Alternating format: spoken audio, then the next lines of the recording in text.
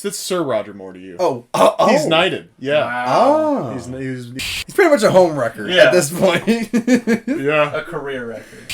J.W. Pepper. Sean Connery's really not that bad a guy. But we just can't stop making fun of him. I smuggle pistachios. Yeah. That's what I always Yeah. said. Draft, not bottle. We have deals on bottles. Okay, bottle. Yeah.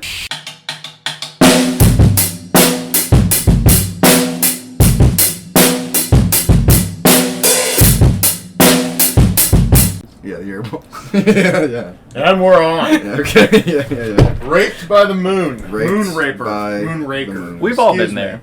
Yeah, I hate it when I get raped by the moon. We should really just say the title. Well, you know that, Italian song, When the Moon Hits Your Eye? It's a very different version originally. When the moon hits your butt. Oh, God. That's Moonraker. We should really do a deep dive on the, what it means to be a moonraker, though. I mean, do you think it's just somebody Well, yeah, up there? I mean, if you want to know the plot in a nutshell about this movie, it's that James couple Bond dudes- gets hired as a landscaper. Bond's a landscaper, and he's out with his crew, and night fall's approaching, right? And he's kind of looking up at the sky with the other guys, and they're all like, "I'd like to go to the moon one day." And he goes, "I'd like to rape the moon." Ooh. They're like, "You want to rape the moon?" He goes, "No, for once, that's not what I said. I want to rake the moon." So he got a permit. And he gets a couple. I mean, the majority of this movie is him with his legal battles. Yeah. And so he's like A lot of paperwork. Yeah, it's just a lot of him with He a puts it mostly typewriter. on Moneypenny, though. Moneypenny's doing most of it. Yeah, so he's just kind of really. It's just him waiting on logistics to be finished, and he's drinking martinis. Mm-hmm. And the spoilers at the very end. There's the twist where he's raking the moon. Or sorry, yeah, raping the moon and raking the moon. He's raking it. Yeah. But then While raping it. OSHA shows up and gives him a violation And because if he's like, well, if I'm going out like this, then I'm gonna Might rape- as well I'm go gonna out rape with the a moon. bang. yeah, exactly Yes. right. So he has sex with the moon and floats away on a boat. Unconsensually, the moon is raped. And It's a mess. It's actually probably my favorite Bond movie, though. It's probably showed him in the most realistic setting. That was a lie. Okay, let's get into the actual movie. All right. Mm. Well, that honestly wouldn't have been a bad version. James Bond as a landscaper. Yeah, I mean, it would be nice to see him in... Because you could see Bond just finally getting fired for all the dumb shit he's done over the years. So he has to do something that's just comparatively so mundane, just be like, all right, just setting stones today and pouring concrete and... He sits at the bar at like 6 o'clock and he's a regular and he's just got a beer gut, He doesn't drink martinis anymore, he drinks Budweiser. Martini's too pricey on a landscaper's budget. Yeah, absolutely. I'll have a Budweiser. Draft. we got deals on bottles. Okay, I'll take the bottle then. Well, yeah, it's like... How much for a bucket? I'll have How much for a bucket? I'll have a Budweiser. Draft, not bottle. We have deals on bottles. Okay, bottle. Yeah. His friend. Oh, hello, Q. How was He's desperate for any information of what they're up to. Now I was like, oh, how's the operation? How's the operation? No, the whole staff just gets laid off, and they're all doing this landscaping thing now. So Q comes up to him with this new rake, and he's like, "Oh, does it shoot poison darts out of the handle?" And he goes, "No, it's actually just a rake. It won't bend." I put some cushions on the handle for you, 007. I think it's made of aluminum. Aluminium. Aluminium. Is that a new mineral? No, aluminum. 007. Why do I even call you that? We got fired. James, you idiot. Jim. Listen, Jim. You're Jim. He goes You're by Jim Jim now. You're Jim. You are nothing. You are nothing. Yeah. All right. So the moon is officially raked. The moon is raked. So I mean, we just get right into it. So yeah, man. Yeah, Moonraker. Let's set it up. Set the scene. So the opening scene. When was this made? When was Moonraker out? We got to do like a little history behind how this was. Is that what you want to do? Yeah, I mean I think that's a good way to start it off. But I don't. I'm not gonna say it. You know way more than me. You say it very well. I don't want to know the information. I just want know you to the say it. information, but I feel like I'm not going to be able to articulate it as well as you in these types of. Alright, well, In these types of. let's get official over here with okay. the Moonraker. Let's pull up like the wiki page and all Yeah, that. yeah. Moonraker wiki. So, Yeah. just to, I guess I'll tell you what I was thinking. The whole in response to Star Wars' success, I think that's really interesting. Yeah. And even looking at the picture there, man, that looks like a Star Wars like Poster. cover. Yeah, poster. Yeah, indeed. So yeah, the story here, the bigger story of it, as you said, is Star Wars. So at the end of Spy Who Loved Me, the end credits says, Bond will return, as most of these end credit scenes in these movies do. Bond will return in, blah blah blah, right? So in Spy Who Loved Me's case, it was Bond will return in For Your Eyes Only, and then but then this is 1979. Yeah. The recent success of A New Hope in 77. They're like, all right, well, let's bump this Moonraker thing up, and because it has to do with space. Get everyone's whet their appetite. Yes. And so bada bing, bada boom. Bada bing, bada boom. Yeah. So here's Moonraker. Here's Moonraker, in place of For Your Eyes Only. Moonraker was the highest. Yeah. The highest grossing so far. Now again, we did figure out when we were looking through like old Dr. No stuff that these numbers box office wise are because they re-released a lot and shit like that. That's what we figured out with Dr. No, Goldfinger. I mean, they still made that money in the 60s, re-releasing it in like package deals with like Thunderball and like Dr. No was with Thunderball for some reason.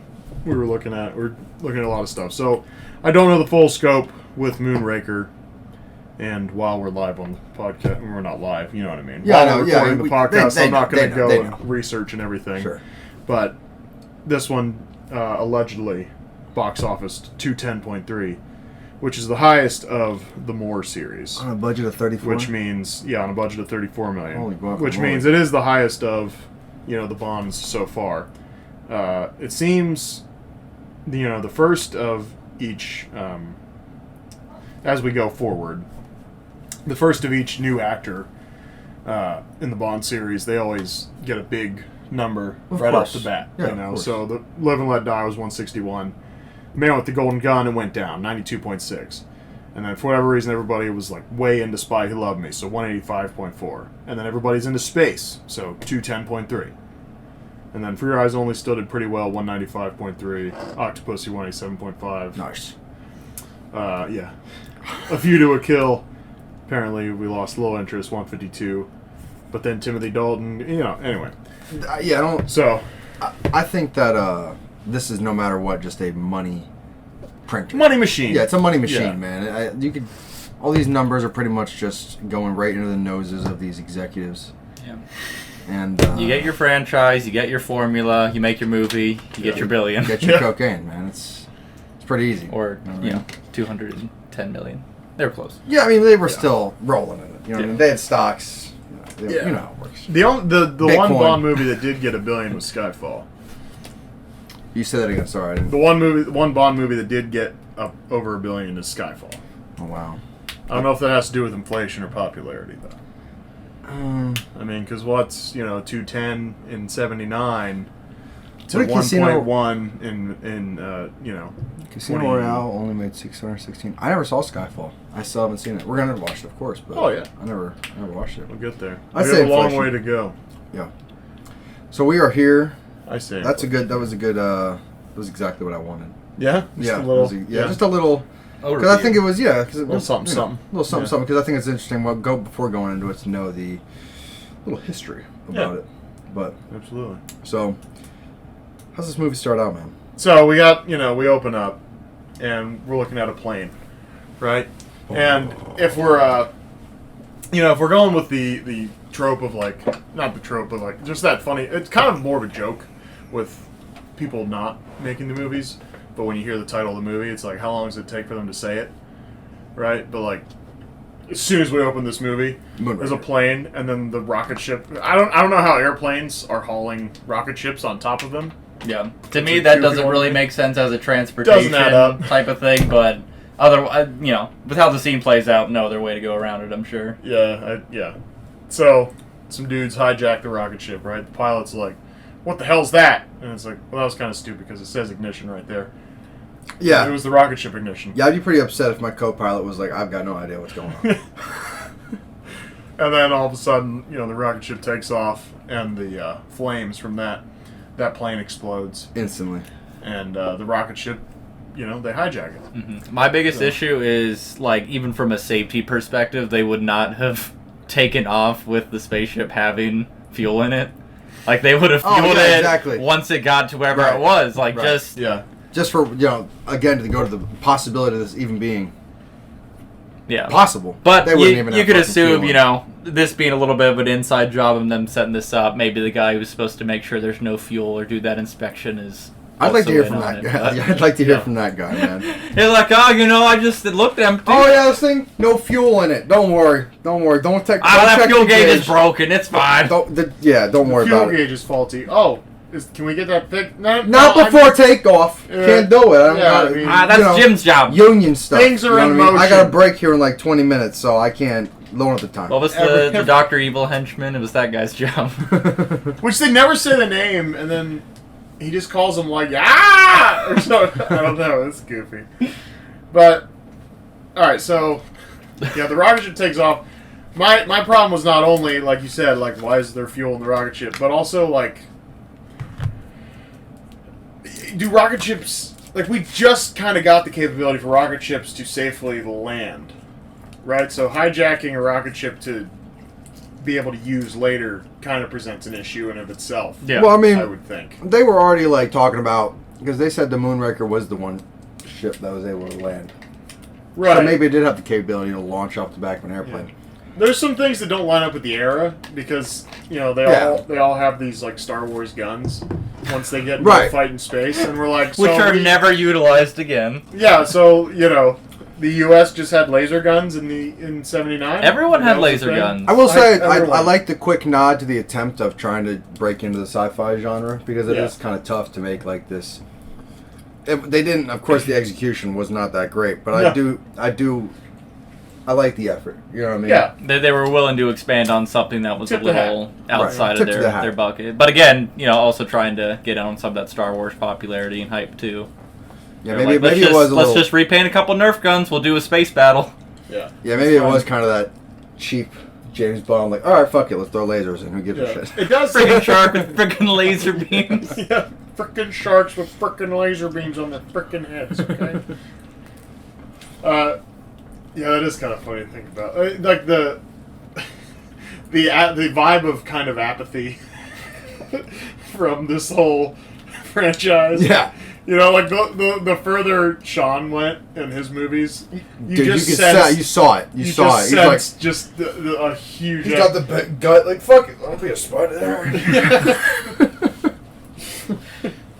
They're like, oh, Broccoli's in the office. Like, all right, can we get laser beams now? Can we get laser guns? Laser guns? We don't have to even call that up. We can I do heard it. about this Star Wars thing. Can we do laser beams? Oh, fuck it. Oh, sweet. That's how most design and decisions were made. Be like, do you guys want to do this? Fuck it. Yeah, like, fuck it. Yeah. Like, what number movie are we on? it doesn't matter. It doesn't fucking matter. We just need fucking print it. We just need the next couple million because I had a Coke Mountain and I have a Coke Molehill at this point, so we just need to get some more money. And I'm a little Coke mad right now. My mountain is getting smaller. It's like a molehill. I need more. Sean, why are you here? You quit. It's like a Jabba the Hutt kind of thing where he's just Will somebody feed Sean some Coke, please? And get him a whore too while we're at it. Like a whore, yes. Alright, so we, And so, we go from there to, M's on the phone, the classic red phone, right? Yeah. It's the emergency phone. And And he's like, I'll get right on that, Moneypenny, where's Bond? Immediate reverse Bondism, right? Bondism right off the get. He's on his last leg, sir. And then we show Bond creeping up some flight attendant's leg. Nice. And he hired, my ears are going to pop. Ooh.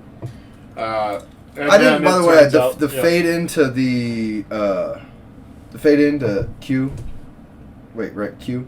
Sorry, M on the phone. M on the phone, sorry. M's in charge. The fade is the gadget. I even said it. The fade in was like when he was on the phone and like the little music that played. I was like, I got the real vibe of like, oh, it's just another James Bond film. Like he just was so like. Here we go again. Right. Yeah. He's like, where's old James? Intro credit. Yeah. Exactly. Yeah. Thing, like, which James Bond adventure. Yeah. It was a real vibe there. Speaking on the phone. Yeah.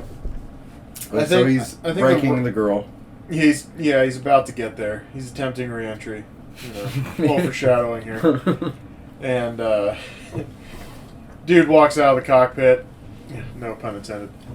And nice. It's a whole thing. Guy's got a parachute on, throwing Bond out of the plane. It's bad. It's bad operation. Dude shoots the gauges of the airplane. Mm-hmm. Everything's going down, which I don't know. I don't know much about planes, but I feel like it'd probably still function. Yeah. Because it immediately, does the outside view. Yeah, as soon as they shoot this, it's like... the engine explodes. How come when planes are crashing, they get louder, just from, here to, Well, everyone... The control panel is directly hooked up to the engines. Yeah. So as soon as you damage that, then that sends, the, detonator to the engines. They're like, we gotta die! Yeah. That's just a poor design choice to have the most fragile part of the plane, the glass on this panel. Destroy the plane. That's the kill switch. It's a kill switch, man. That's the Bond logic. So, there's a... And I wrote down, Roger Moore opening scenes are sweet. Well, I don't think we've had a bad one just yet. No, it was alright. Because, if you think of some of the Connery ones... I don't know. It was, but they were also trying to figure out. And there were 60s movies. Yeah. And there, yes, yeah. It was a bit of a different era, too. You know what I mean? But these Roger Moore ones, at least these past two, have been really The Sean good. Connery ones were, really slow-paced in the beginning. Yeah. Not as much theatric involved. But there was that more... There was kind of, though. They set the tone in a much more... I think they set the tone in a darker light. But then, of course, Sean Connery actually being in the films made it this fucking comedy joke. You know what I mean? But, I remember... Was it the Man with the Golden Gun when he had the mirror house? Yes. Yeah. Okay. So he's walking through the fun house and it was pretty cool. You know what I mean? It was pretty dramatic. Yeah. But then of course Sean is just fucking this midget doggy style. He's like, I gotta find that guy. Well, Roger Moore was the Man with the Golden Gun, but. Or no, what? But that was that scene was Man with the Golden Gun. Oh but shit! That was Roger Moore. That was Roger Moore. Oh shit. Okay. All right, yeah, I guess you're right. Then. Shit. Okay. Connery had a couple good opening scenes, where in Thunderball, in Thunderball, the rest of the movie I wasn't a fan of, but the opening scene was cool. When it's when he has the jetpack. Oh. And he beats up that dude that was dressed like a lady to go to that funeral and all that. Yeah. They have the big fight in that room. They destroy the room, of course. And, then he takes off on his jetpack, and you're like, oh, well, sweet. And then you don't see a jetpack we haven't seen another jetpack since. Right. So... Most technology in James Bond series is one-offs, it seems. Yeah. Which is bullshit. This is only the prototype. It's don't ruin it. Well, why don't we see it again? It never gets to production? The engineering department is just like, I'm not releasing that. I'm not... That is not... You saw what he did with it. We can't put that out to the public. Well, what was the one where they start in the hedge garden? Where he's walking through... I thought Russia with Love. That's a Connery? Because it's... Yeah, a dude wears a... They're practicing getting Bond. Yeah. I like that one. Yeah, Russia with Love was good. One. Yeah, that's what I was thinking of, I guess. That opening scene's pretty decent. The one with the skis, that was Roger Moore, right? Or was that... Water ski... Oh, the whole parasailing thing? No, when he was like... Oh!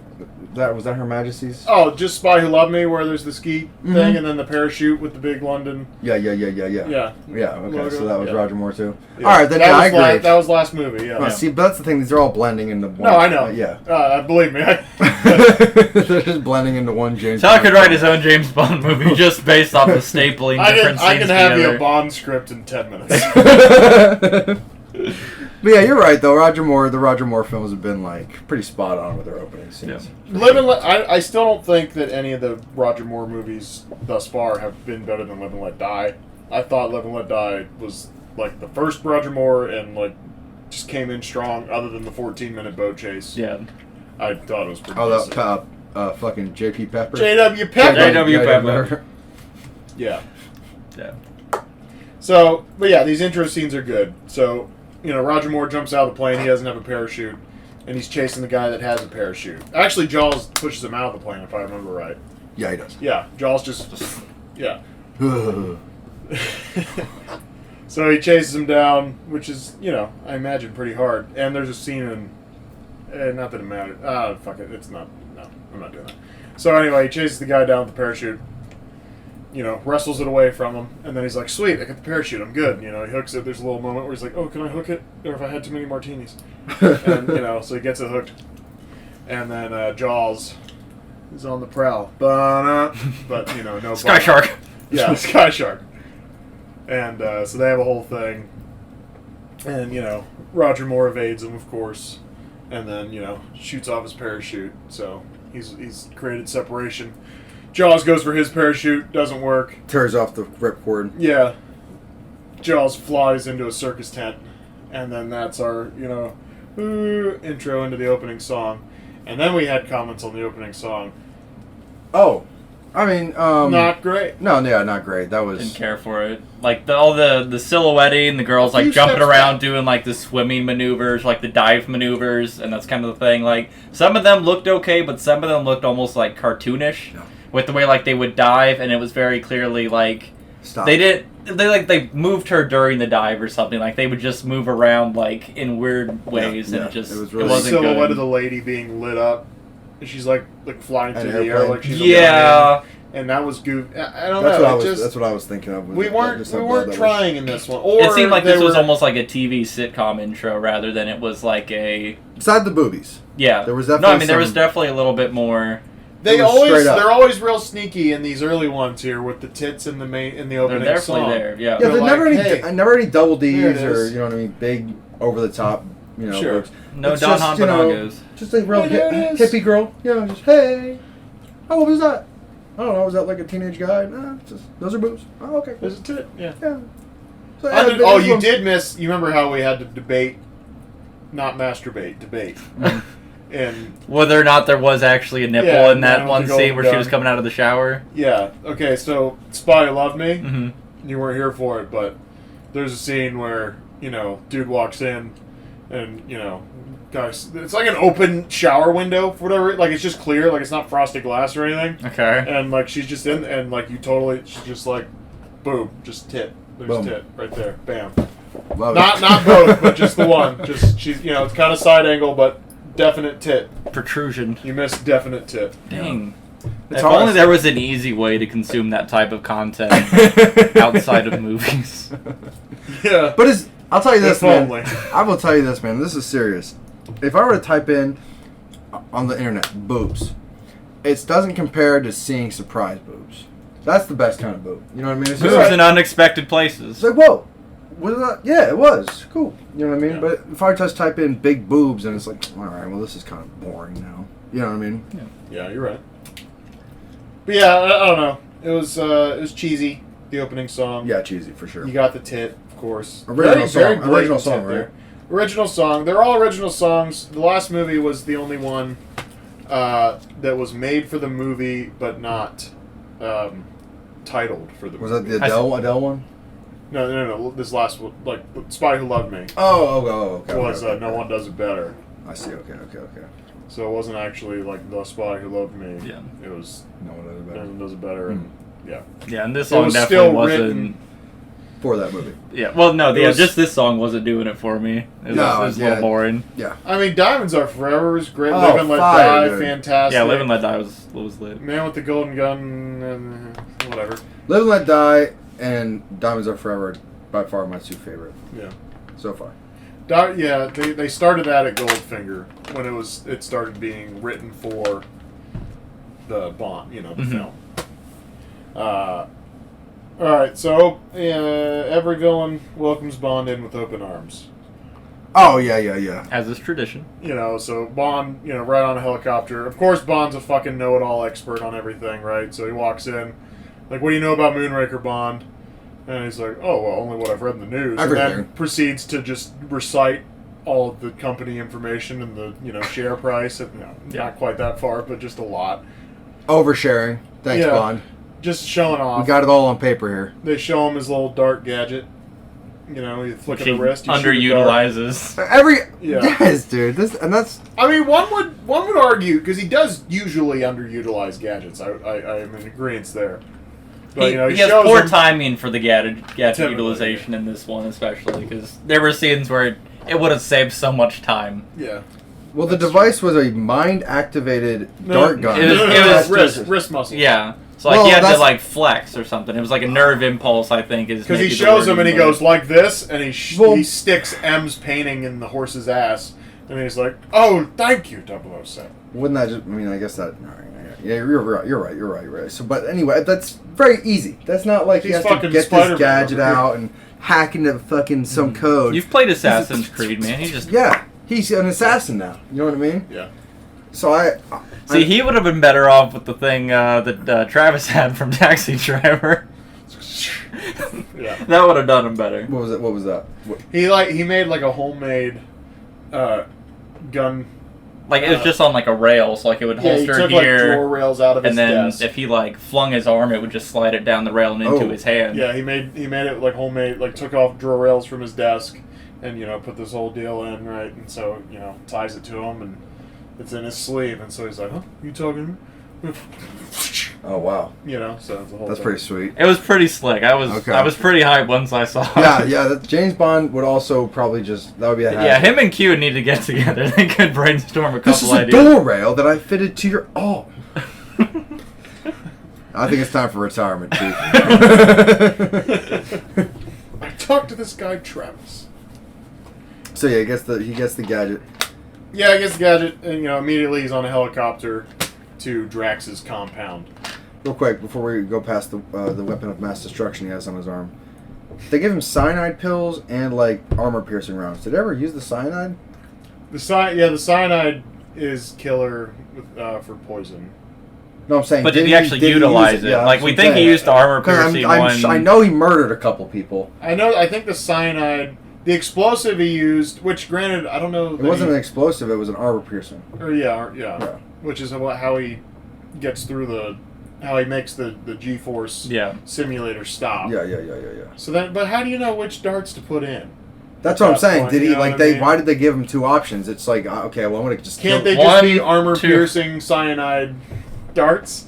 Why does it have to be one or the other? Yeah, I guess you're right. Yeah, it's like why? Yeah. Give me just a little cocktail here with these darts. Well, it's because the cyanide would have to stick in him long enough for the cyanide to be dispersed. If it's armor piercing, it might go right through him. Thanks for that, Jason.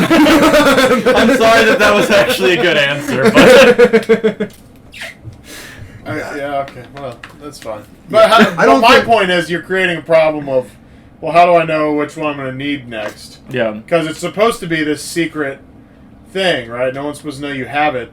And so then you're like, but if he's got to be like, which one do I got in here? Yeah. Is it like forefinger in for cyanide and everything out for? Then you look like you're just casting magic at people. Yeah. I mean, back to my point though, I don't think he even used the cyanide. I think cyanide was what he used on Drax in the end. Because Drax is like, oh! Yeah, alright, you're right. But he says 30 seconds. It kills him in 30 seconds. That was instant. Right, but it's going to take effect. He didn't fall down, if you remember. Like, he's just kind of... Okay, alright, you're right. Right, and then he opens the door for him, and then kind of pushes the him in, vacuum and of space. Yeah, so alright, okay. Comically, he falls off into the distance. Anyway, so we're getting way ahead. My bad. So we passed the weapon. He's at the Drax compound. He's getting helicoptered in by... Right, he's getting helicoptered. Babe number one. Babe number one. Yeah. Who's soon to be slain by dogs. Who definitely makes minimum wage and knows way too much about everything going on at this. Yeah. It's compound. It's like she's like, that's the nuclear reactor. See, and that's why she had to be killed, because she actually had information. She knew things. She wasn't a disposable bimbo, and that's why he had to dispose of her. Well, that's what's messed up here is like, you'd think because like I said, these villains welcome Bond in with open arms. Come on in. They fly him in. Yeah. With a helicopter. Come check it out. Come on over, You're gonna man. come anyway, but open the door. The ego of Bond villains is unprecedented. Right. But you're thinking, okay, if you're welcoming Bond in with open arms, and this is your employee who has vital information and knows where things are, maybe you're like, hey, there's a spy coming. He has sex with dumb bimbos like you and gets information out. Or maybe you don't send your dumb bimbos yeah, maybe you to do your transportation. Yeah, you're over here. My name is Tom. Yeah, I'll be the one flying you. Yeah. No, I don't have a vagina. No, I don't. I give great head, though. Yes, but you have a mouth. Yeah. But, I was like, why can't Drax come along for the ride, We come into Drax's compound, and he's just playing pianos for bitches. Mm-hmm. Like nobody told him Bond was coming. There's two bitches. You're here. He's like, oh, well. Is that it? He's like peeking out the curtain. He's like, okay, you two sit right there, act impressed. Yeah, he's got to like scuttle over to the piano. He's like, what do I play? Is that right? Okay. Flips the music upside down. Hello, Mr. Bond.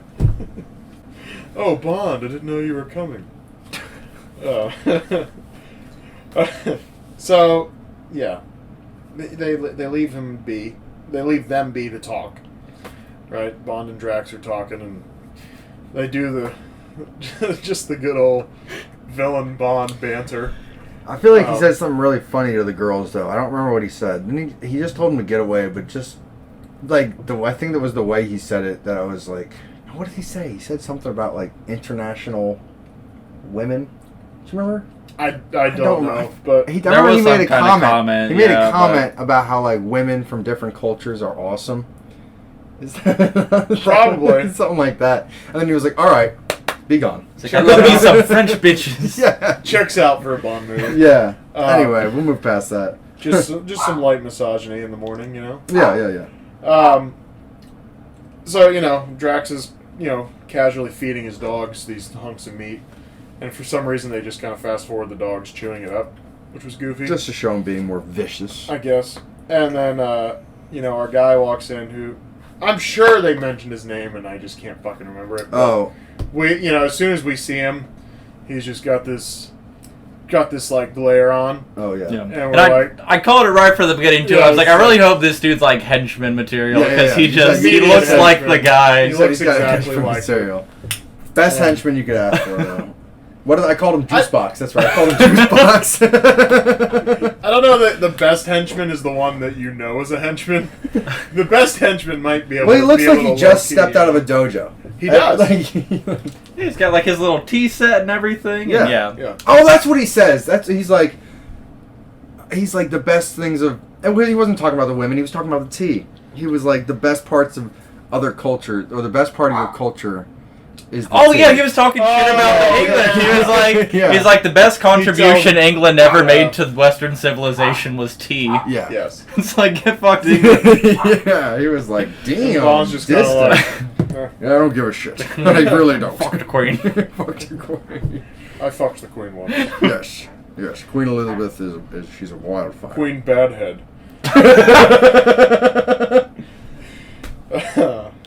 Alright, let's check so then, of course, we move forward, and the innuendo name for this gal is Holly Goodhead. Dude, that's perfect. So, and she works for NASA, and allegedly. She's like, allegedly. Yeah. Because she ends up being CIA later. Okay, yeah. And then she's undercover here at Drax's compound. Nice. But we were introduced to think that this bitch was like big brain, and like she was kind of like batting down some of like Bond's like comments at her because she was kind of big brain. Yeah. And that was nice. I was like, all right, we have a girl who's like actually a character and not disposable bimbo too. Yeah. And Bond, of course, and she was a good character. I mean, she was CIA later, So this actually woman holds up. Yeah. The first one doesn't hold up. And the second one, he just tells like, go to bed. I have other bitches to move on to. Well, yeah. This is. I think this is probably the #1 movie for the most tail he's getting. I mean, it's tied with a few others. Yeah, okay. Three's the biggest fuck count so far. Yeah, he's a real pound hound. Yeah, but yeah, so I think it's a Roger Moore best. Okay, that's 3. Yeah, because Connery did 3, I believe, at some point. At the same time, I would say he was probably way more. You know, when he was in that gypsy camp, I'm sure. Well, he did. The girls were like, "Hey, we're gonna." He just had did a real. Connery do 4 in Russia with Love? I'm telling you, I think the gypsy camp. It's the 2 girls, the belly dancers, are having a fight about their husband or whatever, and then like, okay, Bond, you be the judge, and then they both like spend the night with him, and he's like, and then he fucks the husband. No. I remember that. Yeah. And then of course he's got Tanya from Russia with Love. Tanya. And I don't. It might be. I think it's 3. I don't know if there's a 4th gal in there. I'd have to go back and watch again. Okay. Well, but either way, that's definitely going to be 3 in this movie. So it is 3. Holly Goodhead, Dr. Holly Goodhead. Yeah. Is she works for NASA, and she's a Bond's being a know-it-all. She's kind of like touring him around the facility. He's completing her sentences, and she's just like, this fucking guy. Yeah. It's nice when people get fed up with him. Oh yeah. You got to get fed immediately too, and it's the disdain for Bond goes up with each Bond movie. It seems. Yeah. Like, people like were kind of into Bond in these like former ones, and now they're like, you know what the new trope is? People just are irritated with this guy, but they still have sex with him. It's like, James, would you just let me fucking talk for 5 minutes? God, and then goes on. Let you talk for 5 minutes. Can I have sex with you? Sure. Fine. So he's showing around the facility, or she's showing him. Yeah, she's showing him around the facility, and she shows him the G-Force simulator. The G-Force simulator. The G-Fuel simulator. It's so funny that Bond always has to get in these dumbass situations where it's like, hey, this thing can possibly blow your brain up, but you want to try it out? And he's like, yeah, sure, fuck it. You have boobs. A 70-year-old man could do 7 or 3 Gs. I forget where she cut it off. Is what she says. Yeah, and then it's like your brain turns off to 12 Gs. The problem is you never never have a 7-year-old when you need one. And I was like, the fuck does that mean? You got a thing for 70-year-olds now? Bad Bondisms. Yeah, the worst. That should be another one. Worst Bondisms. Just that landed like absolute dog shit. Roger Moore's got a lot of those. Live and Let Die, it was like relentless Bondisms, and most of them were good. Yeah. And then we moved forward, and like the Roger Moore Bondisms just went down. It's rough. So he jumps into the G-Force simulator. G-Fuel simulator. And, sponsored by G-Force. Sponsored by G-Force. And he immediately starts so the henchman tells the Juicebox tells the scientist, hey, get out of here, I gotta scurry along. Yeah, because Drax does tell Juicebox that, hey, make sure some harm comes to Bond. Follow him around, It's the same guy who was supposed to fix the fuel gauge. He's like, it's my lunch break anyway, so I'll get out of here. Yeah. That's fun. Just that union guy. Yeah. Keeps going place to place. But he's always on break, and he doesn't really work. He's just kind of like... He's never really done He's actually really was just... that's not my department, man. Watching a training video, right at that moment, he's watching a training video how to use the fucking space gauge. Yeah. And then Juicebox comes in, and he's like, yeah, okay, pause it. I'm gonna take a break. Yeah, every time the guy's about to work, like something evil happens, and they're like, "Hey, just go over there," and he's like, "Oh, okay." He's been clocked in for like take a 15 months and months of work. Yeah, dude, he's been at but he's never actually done anything. 2 years of this. I've been at this place. He's got a big mustache. I've been at this place for 2 years. 2 years, and they've been paying me $70,000 a year. They haven't let me do a minute of work. A minute of work. I'm watching training videos for 2 fucking years. Something happens, I go to the next department. It's crazy. Yeah. So he's in the G-Force simulator. Juicebox is, cranking it up. Bond finally remembers, and they do it in a weird way where he starts having these like flashbacks of like, oh, remember when I shot the painting of the horse in the ass in Q's office, or M's office? And, he's like having the little wrist dart flashbacks, and then he's like, and then of course the thing, And then he's just like wobbling, and of course it blows up. In there, like, of course, like it's exactly aligned with this naturally armor-piercing round, like. Of course, he didn't just hit something that's just like dunk, and he's like, "Oh damn! I've hit the ejector seat." Yeah. I'd love to see one of those flashback sequences when like James is like in the middle of like banging a bimbo because he's just like thinking about like all the things he said that worked. He's like, "Yeah, that'll work again." It's like He's just a psycho, you know what I mean? 'Cause Yeah. really what that scene showed me is that he's not thinking about his job until he's like, oh my god, I'm about to die. Like, Yes. He's like, wait a minute, wait. I guess I better get out of this or I can't fuck anyone later. Yeah. He's got pussy and martinis on the mind until he's about to die. Exactly. And Well, he's like, what how did was I get the myself three here? S's? It was snatch, scotch, and Oh. steak. Steak, snatch, and scotch, yes. He eats, he drinks, he fucks. Yeah. Steak, snatch, scotch. So he gets out of the G-Force simulator, and of Gets course, out of there, he's mad at Good Pussy's Goodhead. like, oh my god, how'd that happen? It's like, why weren't you on the controls? Yeah, he's all mad. He's doing the bomb thing. And, like, okay, so this was my complaint of, like, you know, just the villains being dumb. Like, Bond should have died, like, 3 times here.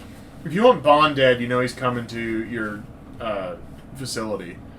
You know, first of all, lady in the helicopter, Crash. like, just crash it. Or, you know, Take one for the team. just kind of surprise him, like, we're flying. And you see that over there? Boom, right? Yeah. You know what? They're in a helicopter. Ejector seat. He's Ejector gonna go seat. right up into the rotor blades. He never By the make way, it. we've only seen one ejector seat in this series, also from Ashwitha. So, I would- the one that's just like, ah! Oh, yeah. This guy definitely has the dummy in it. Yeah, I would overutilize ejector seats if I was an evil villain. for sure. Oh, yeah. I would like that. And Dr. Evil gets it. He ejects everybody. He's like, Yeah. he has the ejector fucking screen. He's like, "See ya." Yeah, he's got a whole control panel to put into it. Yeah. Got everybody's names and everything. So, yeah, so there's the G-Force thing. Like, okay, first of all, you could have killed him in a helicopter, and now you put him in the G-Force thing. Like, you have Bond alone in a room with your henchmen and you, and instead you could have poisoned the tea. Well, but he You could refused have the given tea. him tea. Remember? You could have shot him. Yeah, it might have been poisoned. You're right. But That you also, might have actually been a strategy that. it was also 2-on-1 here, and you probably could have figured out how to murder Bond here. Yeah. You know, then in the G-Force simulator, right? So then he's all disoriented when he gets out. Could have shot him right there. Well, I mean, You know, I and think then they're Juicebox also. is spying on him when he's snooping around in Drax's office later. Let me play devil's advocate here, man, because I think Drax really his ultimate goal is to have power, and with power, he needs to be able to maintain his. But he keeps telling people to kill Bond. Right, but he doesn't want to just have this murder on the floor. He still has all these workers. He's gonna have a fucking civil case or a criminal case. Well, it doesn't matter You know what I because mean? He still He keeps wants his trying money. to kill him. Right, but he's using other. Oh, it was an accident. The G-Force simulator. Oh, the fucking tea. Okay. He died of cyanide poisoning. You know what I mean? Alright, that's So fine. he's trying to keep it pretty subtle. You know what I mean? He doesn't want to have some ejector seat throwing him up into the rotor blades. It'll be like, what But happened to Bond? he's literally like 6 days away from just going to the moon. So what the fuck does he care about A paperwork that's civil going to case. take weeks to even be processed? Yeah, and he has papers that, you know, or not papers. You said papers, and then I said paper. Alright. Yeah, I guess you're right. Yeah, he's about 6 days away from murdering everybody. So we're sterilizing the Earth. Sterilizing the Yeah, Earth, yeah. sterilizing the Earth. That's right. But the thing is, he's about... Like, the next way he tries to kill him is he's got a sniper in a tree. Okay. Yeah. Okay. All right. So you're Because right. they're shooting quail or whatever the fuck But they're that shooting. could still be an accident. Oh no, That's all. hunting yeah. accident. See, he was accidentally fucking, shot. But you Dick didn't Cheney. care... Dick Cheney. But you didn't care how you killed the girl with the dogs. You could have sicked the dogs on Bond. But she's Low one- profile, yeah, bro. No one will remember her. That's She's bimbo literally- number 1. She's I literally think. like part of his like cabal of bad bitches or whatever you want to call them. They're just like, oh, what do you guys do? Like, oh, we don't work. Where do you live? I We know don't I'm have just an a bad address." bitch. They're gypsies. They're gypsies. They're selected to repopulate the Earth. Yeah, Yeah. yeah. So they're undercover, man. See, I think Drax is thinking about the bigger picture. I'm just saying, you want Bond dead, you had a lot of opportunities.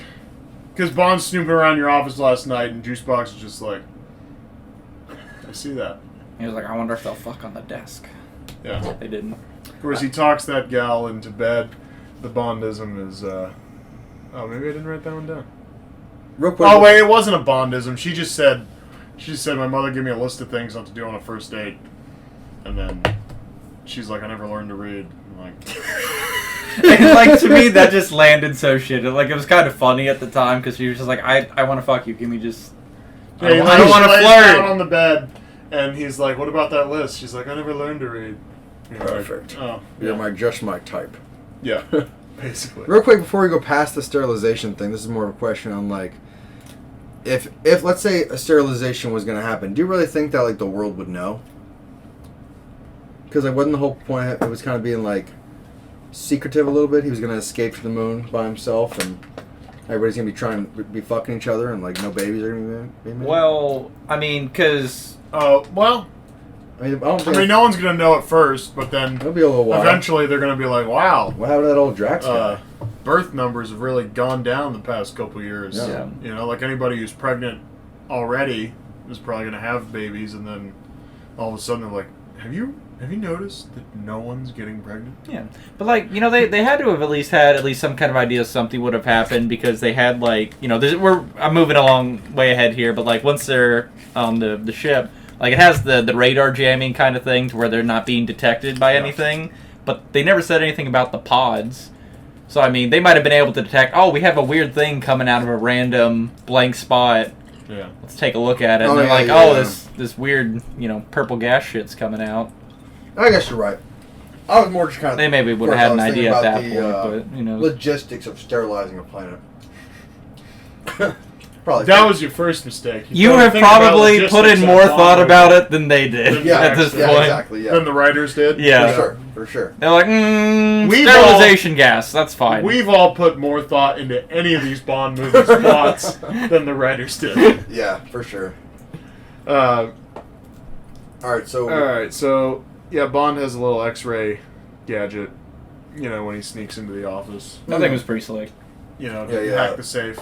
And then literally he's like, see, you have a heart of gold. He holds that little X-ray thing up to her tit. Oh, I thought that was nice. I know. That wasn't even really a Bond. I just like to think he was looking at her tit. But look, that's exactly what he's doing. If you can see through metal, you definitely just saw through a nightgown. You're like, hey, look, tit.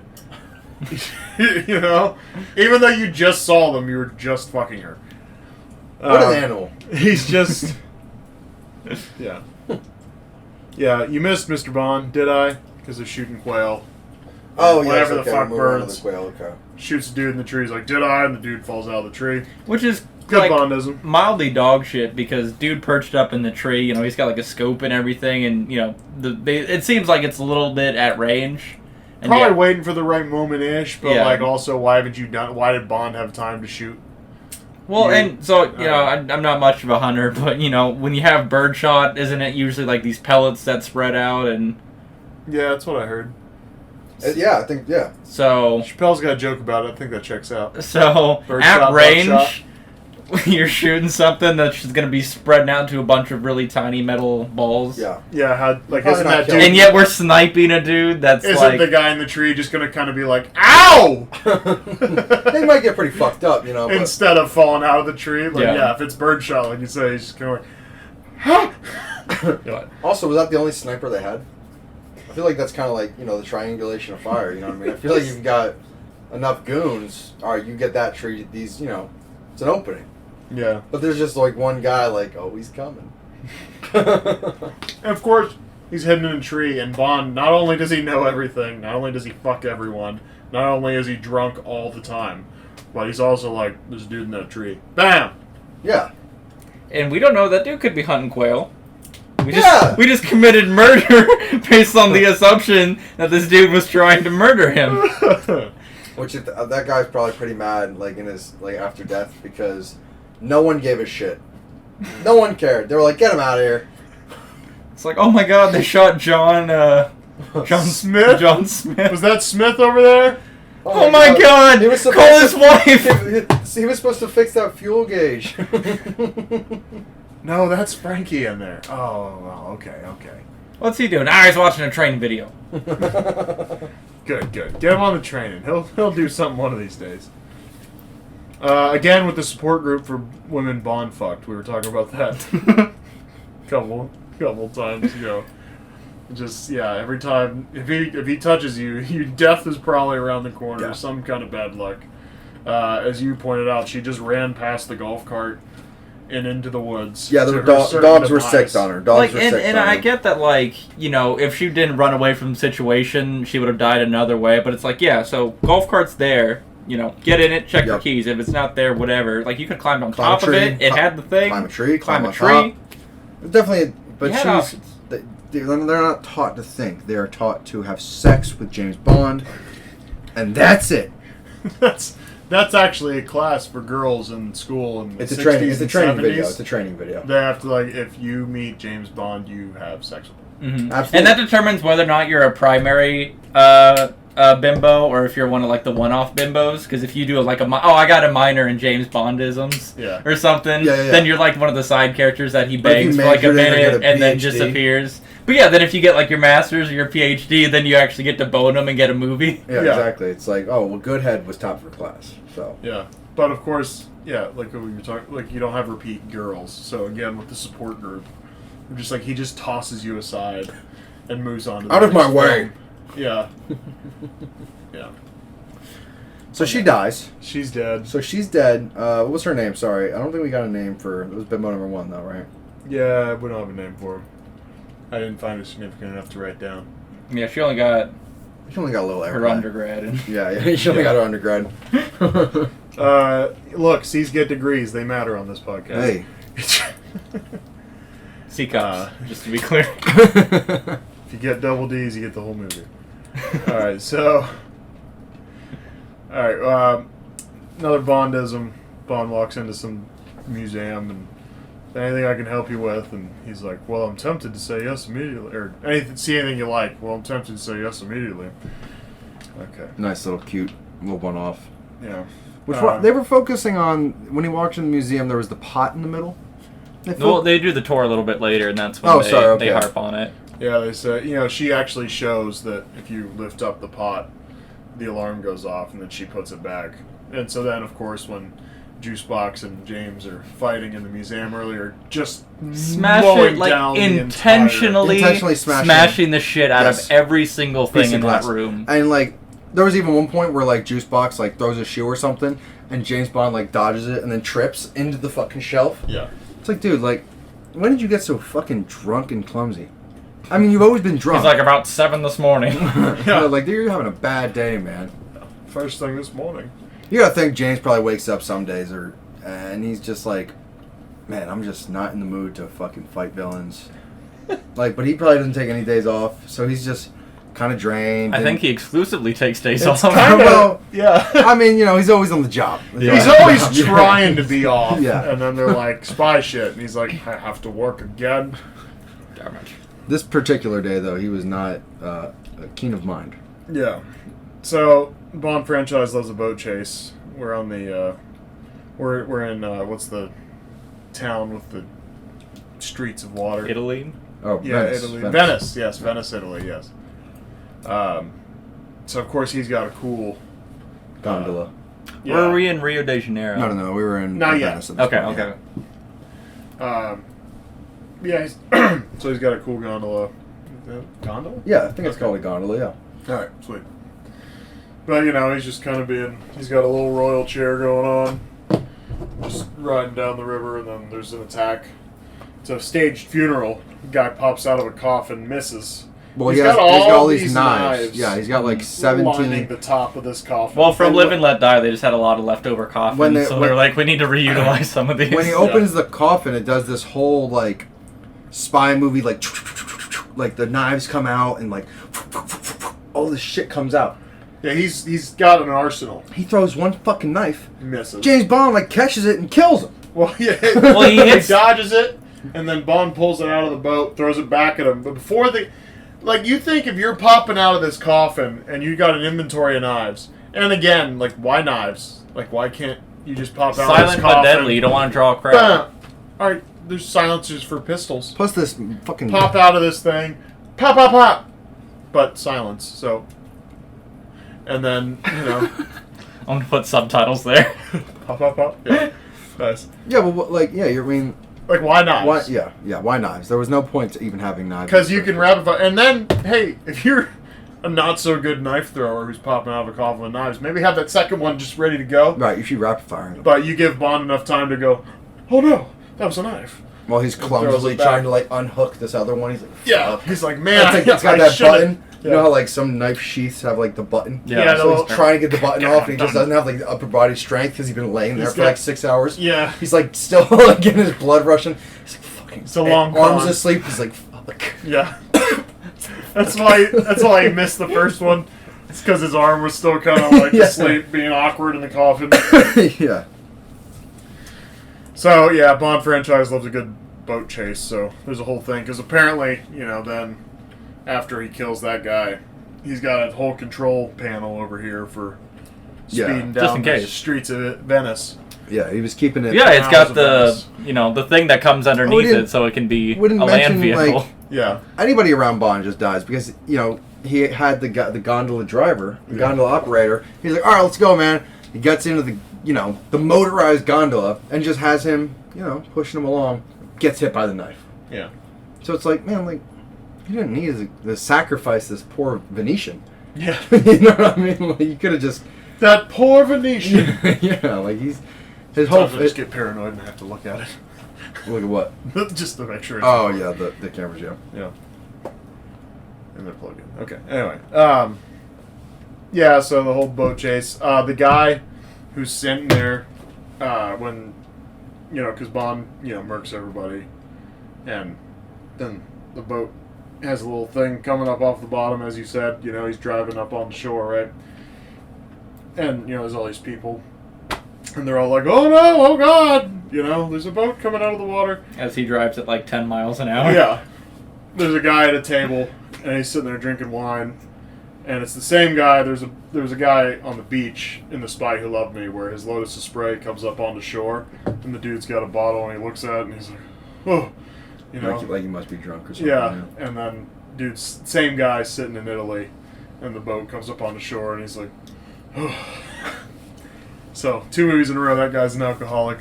I'm wondering if that's the end of him or if we see him in the next movie, because it is the end of Jaws in this movie. I would love to be that drunk, though, where I'm just like, wow. Wow. Whoa. Is that I'm tripping balls right now. Yeah. Like, what are they putting in this wine? What is in this wine? Like, come on, man. It's wine. Yeah, you're drunk, but that's actually happening. Yeah. I love how Bond just has the, fighting powers to kill ninjas. Always. He went to ninja school. He did go to ninja school, and he only lived twice. But I would like to think that all these Bond films are canon and are in chronological order, kind of. So it's like, and that's what they try to get you to believe. But when you have changed guys twice now, yeah, it's kind of like we're just changing multiverses, but the same events have still happened in every universe. We just have a different guy doing it. Yeah. Maybe they'll do a No Way Home type of scenario. Where that's our TV show that we're gonna. Yeah. Oh man. Yeah, it'll be all the different Bonds, but they'll all be Sean Connery voice, just because that's the most fun voice to do. That would be fucking interesting, though, man. It'd be fun as fuck. You can find all the Bonds interacting. They're all in 2022. Yeah. But and that's oh man, all the different eras of Bond coming together, and they're awful, just they're toxic fucking. Yeah.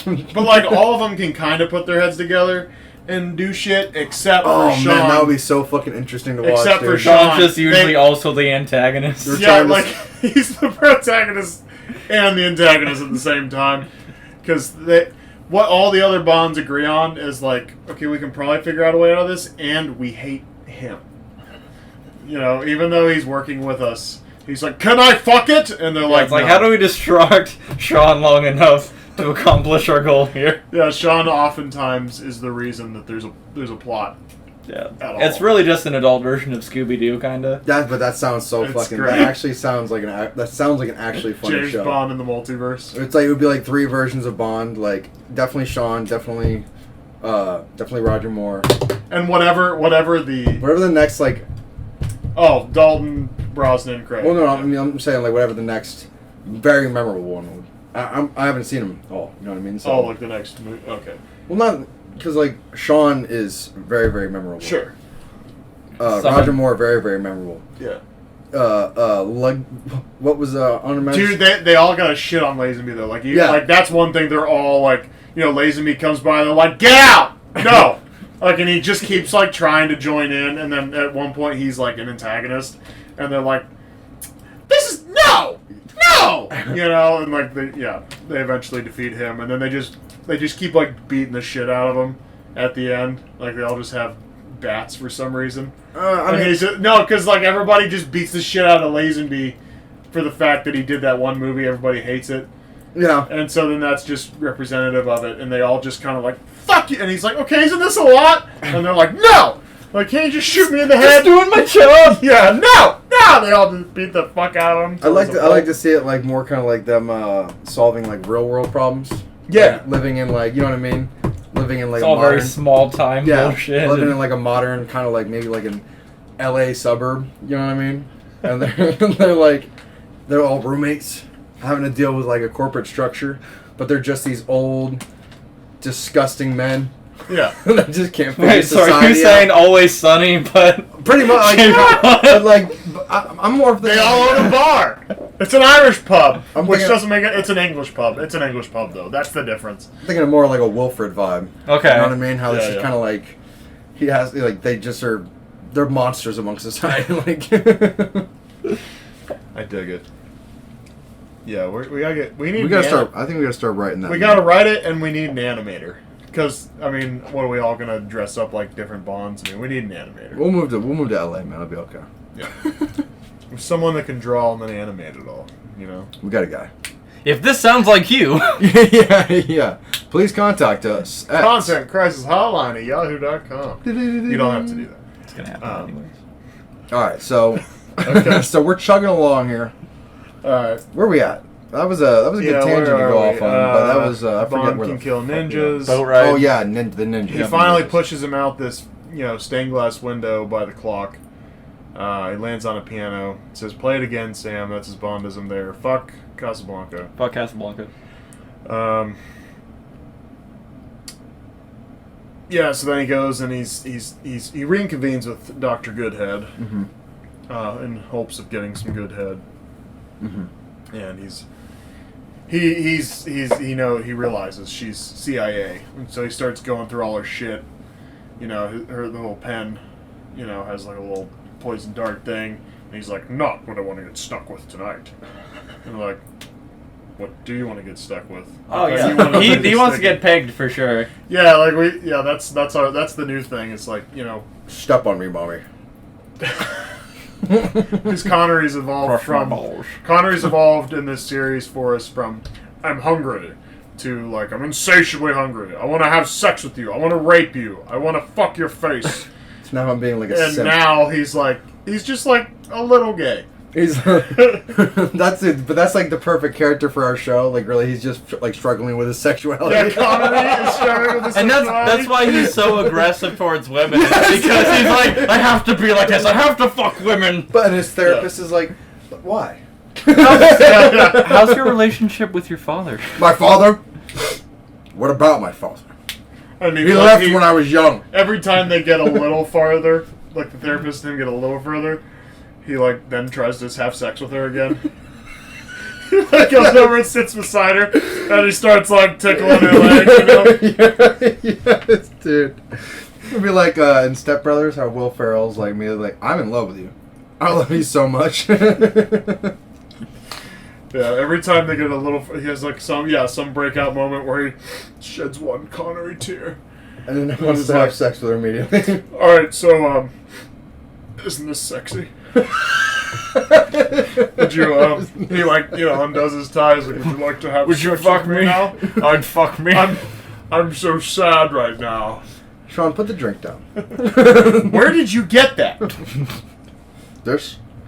I shook it up before it came in. It's not stirred. I would literally love just a bunch of scenes of him just wearing a suit jacket and just pulling a full martini out of his suit jacket, but several. So it's just he's just sitting on me and then later on he just has 3 on the table or something. Oh my god, dude. Just continually pulling And eventually them out. it'll graduate to him trying poppers because.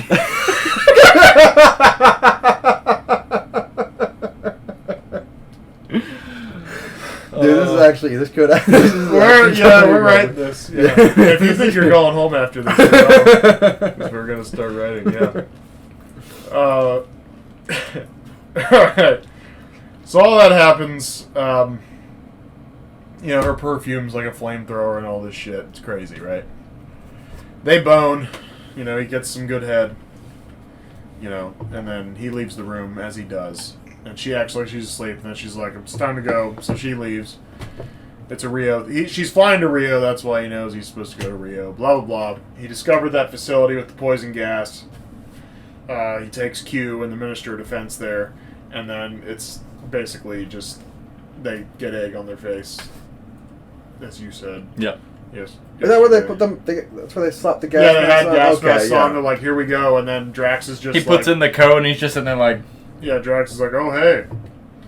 Well, what are you up to, Drax? I was just standing here. I don't understand your English humor. And then, like, I bet that's another one of those things where it's like, oh, they're coming. Okay, I gotta stand here yeah. Oh. Hey. Yeah. Yeah. I like that version of Bond villains so much better. Of like peeking up things. Where he's like grinning and trying to keep a straight face while like he's facing away from the door. He's like, oh, hello. I don't know. Yeah. Shit. Got him. Yeah. Just know it. Just the thought of like every villain's just kind of like scurrying into place before Bond walks in is places. Yeah. So all that happens, and then Bond's suspended, but he's going to Rio, so, you know, because he knows she's going to Rio. Him and M have a good rapport, I guess. M took a step back. You remember Man with the Golden Gun? He was just, like, screaming at everybody. Mm-hmm. You know, he's just like, oh, Q, shut up! Yes. He was laying down the law. He's just like, what the fuck? And then, you know, now these past couple movies, he's just kind of, like, relaxed. He's just, like, kind of over it. He's like, I retire soon. Yeah. And so, so he goes to Rio, and, you know, they show Drax on the phone. He's like, yeah, it was a close one, huh? And then he's like, yeah, Juicebox is dead, whatever the fuck his name is. Sure. I feel bad that we're calling him Juicebox now. We fuck should it, look up his name, it's Juicebox, man. Alright, fuck it. But, you know, so he's on the phone on Henchman ZipRecruiter.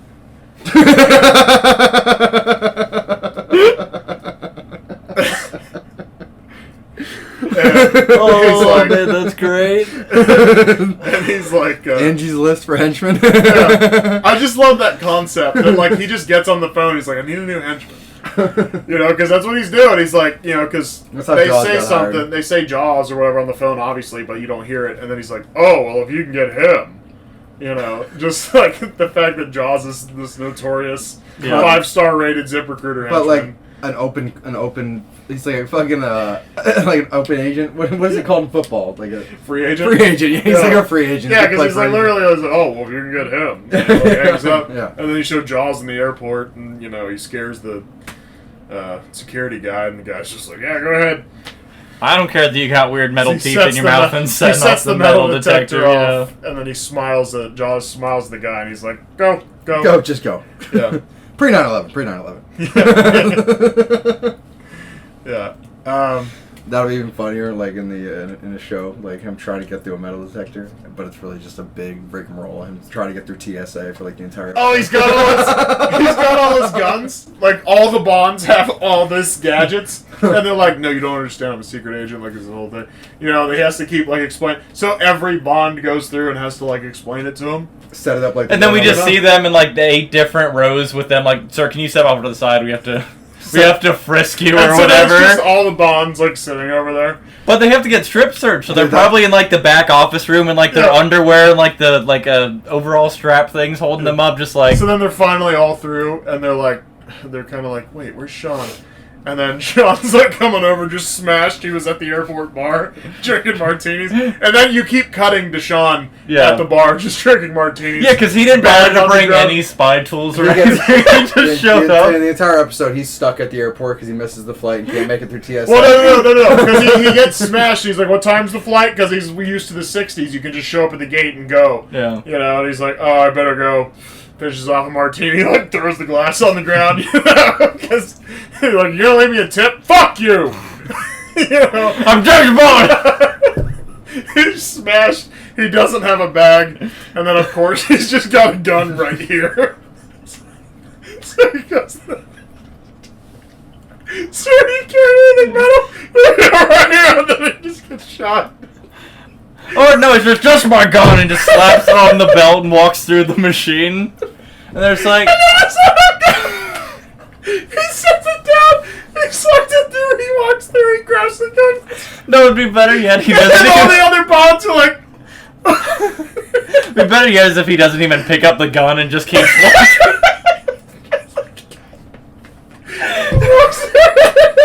He's like, Sergey, he's just... I'm Blade! I like way better, though, just like, and everybody's like, whoa! And he sets it down, slides it through, walks through, puts it back, and then all the other bonds are, like, ready to get on the plane. They watch the whole thing. They just got strip searched, like, anal cavity, like, everything. And they're all just like, what? Josh just like, those random strip searches, huh? I need a breath. God. I think was just a an lot. idea with the same idea. I'd like set it up like a Curb episode where like it sets them up like they're really going on this big mission and like they got like this big plan and they make it to the airport and they just literally can't make it through security. And the entire episode is them trying to like make it out of TSA and like them dealing with their problems. And then in an some other airport. country blows up. Yeah. They just never get They there. never make it. Yeah, they just never make it. Like they just, but they've solved some like internal crisis, you know, amongst them. Like Yeah. We're stronger as a bond family now. Exactly. Yeah, they're stronger as roommates in this. Yeah. We're stronger as a family, but And calls them bonds. What have you done? Don't worry about us. We're going home, buddy. we're all doing better, but Italy no longer exists. We did everything we could. Oh man, yeah. What'd you do? We got through NSA and NSA, yeah, TSA. yeah, whatever. No, they got through the NSA because of their search histories. Their search histories are so bad. They were arrested by the NSA, which is why they didn't get to the airport for TSA. There, I fixed it. Perfect. All right. Oh, nobody steal this. Nobody steal this. Oh yeah, that'll work. Hey, no one steal this, okay? That's how plagiarism works. Hey, don't. Looking at you, ABC. Yeah. This week on TLC. I want to have sex with your face. It's a show like none other. Unwasted. Coming this summer. Sean, you can't say that anymore. 3 roommates that just can't get it together. I said I want to have sex with your face. The new show, tonight at 8, Family Bonds. Oh, I hate that so much. That's good. You know what we could do with it though? Like we don't have to animate anything. We could just have it be, Bunch of still frames or something. or well, we could just have it. We could just like loosely write the episode like a loose outline, and then we could do the improv like right here. Like we all just take turns doing whatever voice.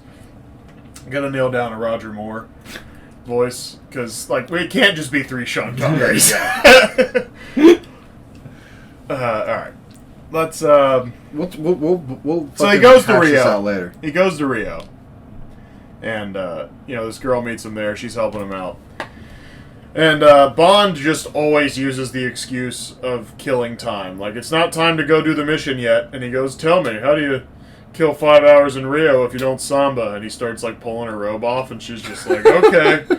That's just what Bond does. He's like, "No, we gotta kill this time." I took Zumba classes on my Wii. Let's And so then, a whole bunch of shit goes down. Bond infiltrates this warehouse, figures out where the crates are going, and then the girl almost gets eaten by Jaws. Very cool. And luckily, just some passerby party people make them.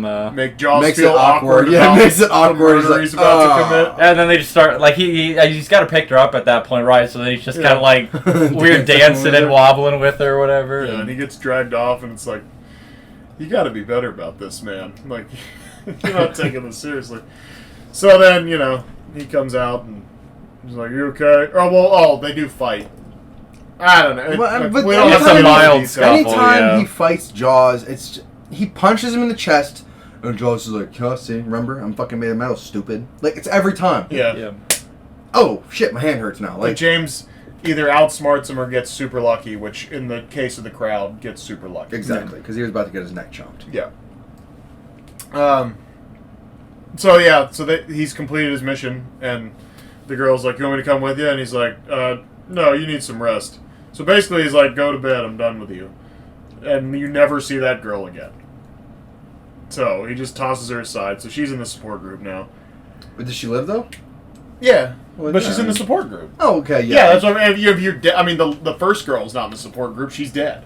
It's like Alcoholics She's in the Anonymous. ground. She's like, my name is Karen, and I'm addicted And to I James had Bond. no, I had sex with James Bond once. No, it's not. I had sex. I was fucked by James Bond. I was, I was insatiably fucked. And they're just like, oh, which one? Roger. Well, hey, you know, He's kind of a gentleman. at least it wasn't Sean. Yeah, that's. And then they have the Sean section. Just these Just the most battered fucking women. sunken eyes. Their hair's falling out. They're shaking. Just rocking with the cigarette. Just yeah. You know what he fucking did to me? Rocking with a cigarette. Yeah, I can't get the cigarette up because it's like, Poking her in the fucking nose and shit. yeah. All right. All right. So you know, he meets up with Dr. Goodpussy again, and they're on ski lifts. Yeah, I think these are also called gondolas. Yeah, we had a whole talk about. Yeah, let's not revisit. We had to do gondola talk in On Her Majesty's Secret Service. Oh, I don't understand how it's a ski lift though, because it's like. Oh, that's summer. right, those So what are- are the lifts for? Are they just for sightseeing? just a lift. A scenic lift. I think it's a scenic lift. See, Yeah. okay, Sky so these lift. are lifts. They're Yeah. not gondolas. No, we. That's right. I remember we talked about this. Yeah, but- we looked it up and like they're technically gondolas and they're well, that's what I'll say. Let's not. Oh, okay. Yeah, we don't want to do this because we did a whole bit on it in On Her Majesty's Secret Service. Okay, where yeah, we we looked the whole won't, thing we up, won't do so it again. Okay. It's the whole So thing. these are lifts. These are lifts. Go listen to On Her Majesty's Secret Service. But Not you. I was motioning to the microphone. Or you I can do whatever I want. Yeah. I'm a grown ass man. I'm gonna listen to it right now. Just meta podcast. Jason's listening to this podcast. But like speaker pointed right at the mic too, so no one can enjoy it. Yeah, so then Jaws bites the rope, which you want to talk about the cable, logistics the cable. there. So it made no sense, right? So there was the lift going up, the lift going down. They both have their cables. So Jaws walks over and he grabs one of the cables and he bites it, and that seemingly, like, what is that supposed to do? Like, It none didn't of do them anything. fall. Like, they already had a dude at the controls, so like he could stop them whenever he wanted. So it's like when he bit the cable, there was no consequence to that. No. It served no purpose other than he can bite through metal cable. He just, it's like he was like a teething baby. Yeah. He's like, I needed to bite something because he already stopped the wheel. Yeah, because he was grabbed. Yeah, he was holding the wheel and got them to stop initially. So then it if just you bit the cable, it would have. it would have like sunk in or like or- heaved yeah. or something or Exactly. what. Nothing But happened. there was no consequence for consequence. it. It was just to flex his teeth. Just to flex his Yeah. teeth. Yeah. He's It's like, check also, Check all this right, shit now I'm out. gonna go get them. this. So James is on top, and then it starts moving again, which is why we're like, what the fuck was the point? Yeah, it hindered it to no. Like it would have just made more sense if they made that one like stationary, even though it's all on the same rail, Yeah. and that wouldn't have made sense either. Like your brain would have made more sense of, oh, that one can't move now because he bit that cable. Yeah. But no. So James was getting out, and then he starts falling down because it starts moving all of a sudden. And he looks so It's not fucking really- helpless in this scene too. Like She's trying to pull him up, but she's Dr. Goodhead, so she can't do anything. bad So- arms, good head. Yeah. Dr. Bad Terrible Arms. arms. Good. Dr. Bad Arms. Hang on, James. A thought had occurred to me. More of a, kind of a Bondism, whatever. Can we talk about how he slapped her, though? Jaws slapped Goodhead? Jaws, Jaws, the man that can tear the body panels off of a van, as we saw in The Spy Who Loved Me, and yet Pimp slapped a girl, and he she... hits a girl in the back of the head. Like, you call that a Close-fisted, donkey yeah. punch, right? He donkey punched her, And- yeah. And she's just fine. She's just like, oh, And so maybe he takes it light on the ladies. I don't know. Well, of course. Maybe he's a gentleman. He's gentle. He's a We do gentle giant. see, Jaws is a gentleman. You're right. But yeah, I mean, she should have been dead, and Oh, James, yeah. James should be dead all the time. And then even so, they like trick him into like going up. Jaws is very easily tricked, so he's tricked down back into the lift, and they lock the door on him, and then he's punching through it, and it's all a whole thing. They escaped, though. They escape. Yeah. They're sliding. They grab a chain. They're Do the thing. basically zip lining. Hold on to me. And somehow, even though going downwards at an angle, they maintained the same speed all the way down. They reached. Like there was no risk. It was terminal velocity. They were cruising out thinking like 15 miles an hour somehow. It made no sense. Yeah, so then Jaws starts flying down the lift because he's got a guy in the building, in the operations room, right? And Jaws is chasing it, and then it's speeding. And, James is like, jump. And they got a little landing. Yeah, naturally in the nick of time, they're there. Land in a fucking bed of flowers. Yeah, and then Jaws is like, oh no, and then the operating guy's like, fuck, and he just runs out. Oh, 7-Up, lots of 7-Up product. Oh yeah, there is a lot of product placement. A lot of product placement for 7-Up in this scene. Everywhere in Rio. Yeah, 7-Up everywhere. 7-Up, Rio, very hot. If I know one thing about the Brazilians, it's that they love their 7-Up. They love their 7-Up. 7-Up's just a Well, they call it Siete Up. I don't know the Spanish word for up. Well, it's Portuguese. I don't know the Portuguese word for... Siete is Spanish, right? Siete? Yeah. That's why I said I don't know the Spanish word for... Up. Mas. Siete mas. No, that's more. Mas is more. Well, that's... 7 more! Martinis! It's James. That's him at the hotel room. Siete mas. It's James. Yes, I'd like some Siete mas and vodka. 7... So that's 7... Did he say 7 vodka? Why was he trying to speak Spanish to us? He calls back, I just want 7 martinis. Yeah, that was... Can you not try to speak another language? It's kind of freaking me out. It's kind of... Yeah. Alright. Yes. Another thing, sorry. Yeah, to go back to this show, I can see him being the one trying to deal with the landscapers at his house that are mowing his lawn. You know what I mean? And he's like, Rapido, come on, faster. Let's go, finish my lawn. But he's sitting there with a drink. Oh, you know what I mean? He's just the worst guy to deal I'm with. thinking him in his lawn chair or something with no shirt and just some dad shorts. Watching a bunch of Mexican people mow his lawn, and he's being really racist towards him. And they're like, "Come on, stop embarrassing us!" Just like James, and he's like, "What do you mean?" all the Mexicans are actually they're second generation, right? So they actually speak perfect English, and they're like, "Hey, asshole!" They don't even have an accent. What the fuck's your problem, dude?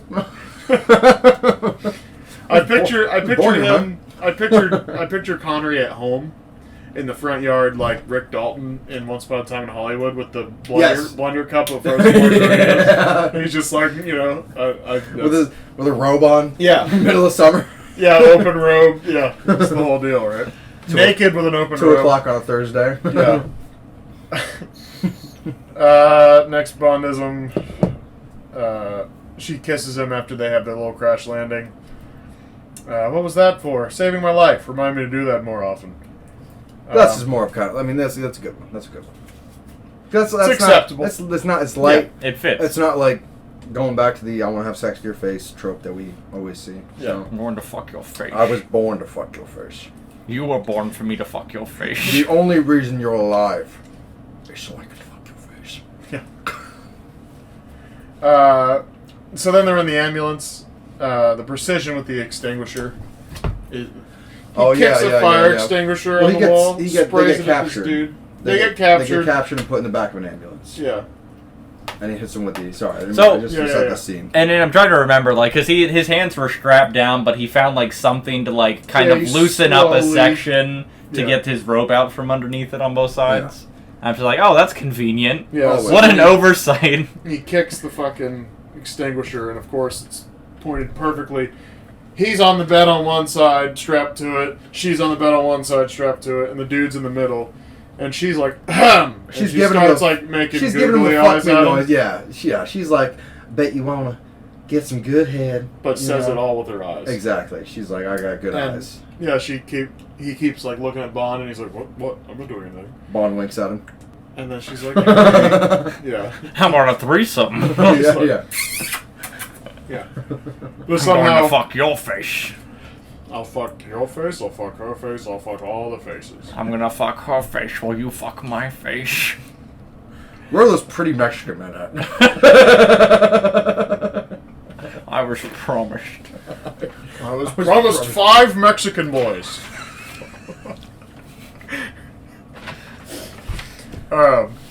He's an animal. Oh, Sean. Oh, Sean. Not even human at this point. Yeah, no, we're just... It's He's so a funny monster. because, like, he's not... Like, it's like we were looking up all that shit about, Sean when he, the little break where, he takes the movie off and Lazenby does on Her Majesty's Secret Service. And we looked up that shit like, oh, why did he come back? Because they offered him, like, a bunch of money and, like, donated money to the Scottish, like, Children's Foundation. And, like, so, like, he's, like, actually, like, a good dude. You're right. He just plays an asshole on TV, And, we just disparage the good name of Sean Connery every fucking episode. It's fine. Even when the movie doesn't star him, we're just like, yeah, he kind of sucks. I kind of beg to differ, though, man. Like, I think that he was just so iconic, and that's the reason why. I would still go back and watch their Sean. No, I would. I don't know if I'd go back and watch these Roger Moore films as... Live and Let Die. Live and Let Die, Live and Let absolutely. Die, I would definitely... Spider Love Me was a lot. Man with the Golden Gun was a lot. But, like... This one, we went to space in this one, so I mean, that's a lot for me. Yeah. But just for the comedic... And the comedy and the like iconicism of Sean is so... And the history of it, too, is like, these are the first, Bond movies, and, like, it's the 60s, and, like, just something about the classic nature of them is like, yeah, I'll watch that. Right. But the Roger Moore, I think he's better than Connery, but yes, for some reason I'd watch the Connery movies more than I'd watch these. There's more novelty involved in exactly. Yeah, way more comedy. Just funnier. Yeah. Just funnier. Yeah. All right. Precision with the extinguisher, the whole thing. Yeah, they escape. More product placement for British Airways. That's right. Yeah. Because of we made the joke. The ambulance driver. Oh, that's right. The ambulance driver gets hooked up to the gurney and pushed out the back. Well, that wasn't the driver. That was no, whatever. The goon. That was the goon. Yeah, goon in the back. The goon in the back that. And he ends up, of course, in the mouth of the British Airways lady. Yeah, and I was like, no Bondism. Right, you didn't want to say like, that's I want to be in that mouth. Pow, right on the kisser. Yeah, sure. Yeah. I'd love to see that. Oh yes, I finished. Pow, right on the kisser. So finally, Bond's trying to find his way back, and he gets sirened. There's all these girls hopping about, and he's like, "Ooh, what's going on here?" Follows him in, has to fight an anaconda. He's got a poison pen. Poison pen versus anaconda. Bond wins. Bond wins always. And then he's talking to fucking, Drax again. And as you do. Just reconnect with your old friend. Like, oh, Drax, it's been an hour. How's it going? and just to bring it up at this point here, because now we've seen pretty much the wardrobe choices that are going to carry us through to the end. Oh, yeah. Whoever the costume designer was, like, under Drax's payroll, that guy's a fucking idiot. They're going for... It's like they had seen Star Wars. Yeah. And they were like, hey, there's this... Have you seen A New Hope? Yeah, it's kind of cool. Pretty good. And, like, I'm kind of into Star... You familiar with Star Trek? Not much of Star Trek. All right, well, this is kind of like a cross between all the uniforms. So it's like we're going to space. Tight suits that like very deep cut, like down the middle. Well, what color are they? I'm thinking like white and orange. Oh yeah, the men were wearing orange. We're gonna have weird 3-piece helmet things. Yeah. Well, what is that for? I don't know. Oh, okay. Are they going to be going to space? Yeah. So maybe the 3-piece helmet is like the women don't need it though. I got you. Okay. The women just get to look hot. Yeah, I didn't notice that either. I forgot. Like, yeah. There was all the dudes wearing these weird, like, crash test dummy helmets. The men are going to be fully clothed, and for some reason, something's going to be on their heads. And then the women are going to have skirts so short, you're like, is that a snatch? Well, they're wearing underwear? It wasn't required. Optional. Not in the dress code. Not forbidden, not required. A lot of spiral staircases in this place. Lot of look it up. Little cameras on the floor. It's pretty creepy. A lot of dudes falling upstairs because they're... Anti-gravity is sweet. Anti-gravity's great. So, yeah, he's talking to Drax, being a know-it-all again. Flowers, butterflies, liquor. What doesn't this guy know? Oh, Oh, you know what? I'm sorry. I skipped a part here. Just boat chase number 2. Oh. And poor Jaws gets, falls down the waterfall. Yep. So problems with that was, they're beelining, heading towards this waterfall. James has the, paraglider, whatever thing that comes out of the top of it, so he's fine. But no one thinks maybe, shoot the sail there? No.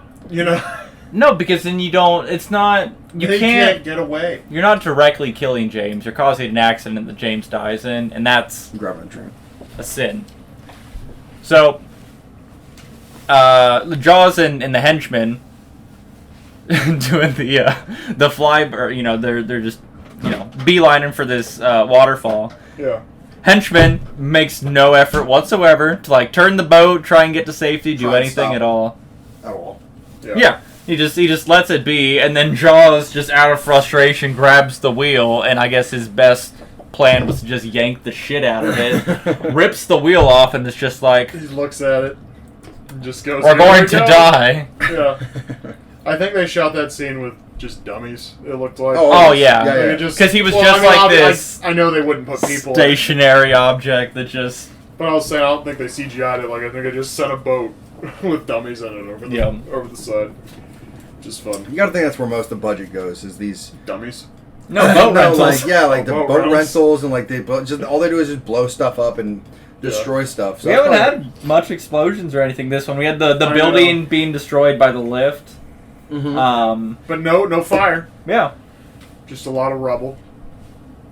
Yeah, all that expensive glass in the museum. Oh yeah. That was at least $1 million. I'd like to think that was all...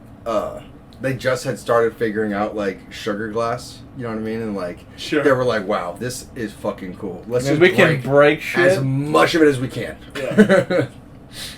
Yeah.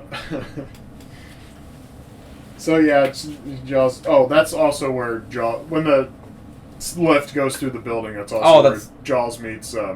Golden Globes. Golden Globes. Golden Globes. Her tits are pretty much hanging out of her shirt. It's a whole thing. As nature intended. Which, didn't you say that, I don't know, were you being honest when you were being genuine when you said that, they tried to find someone bigger than him?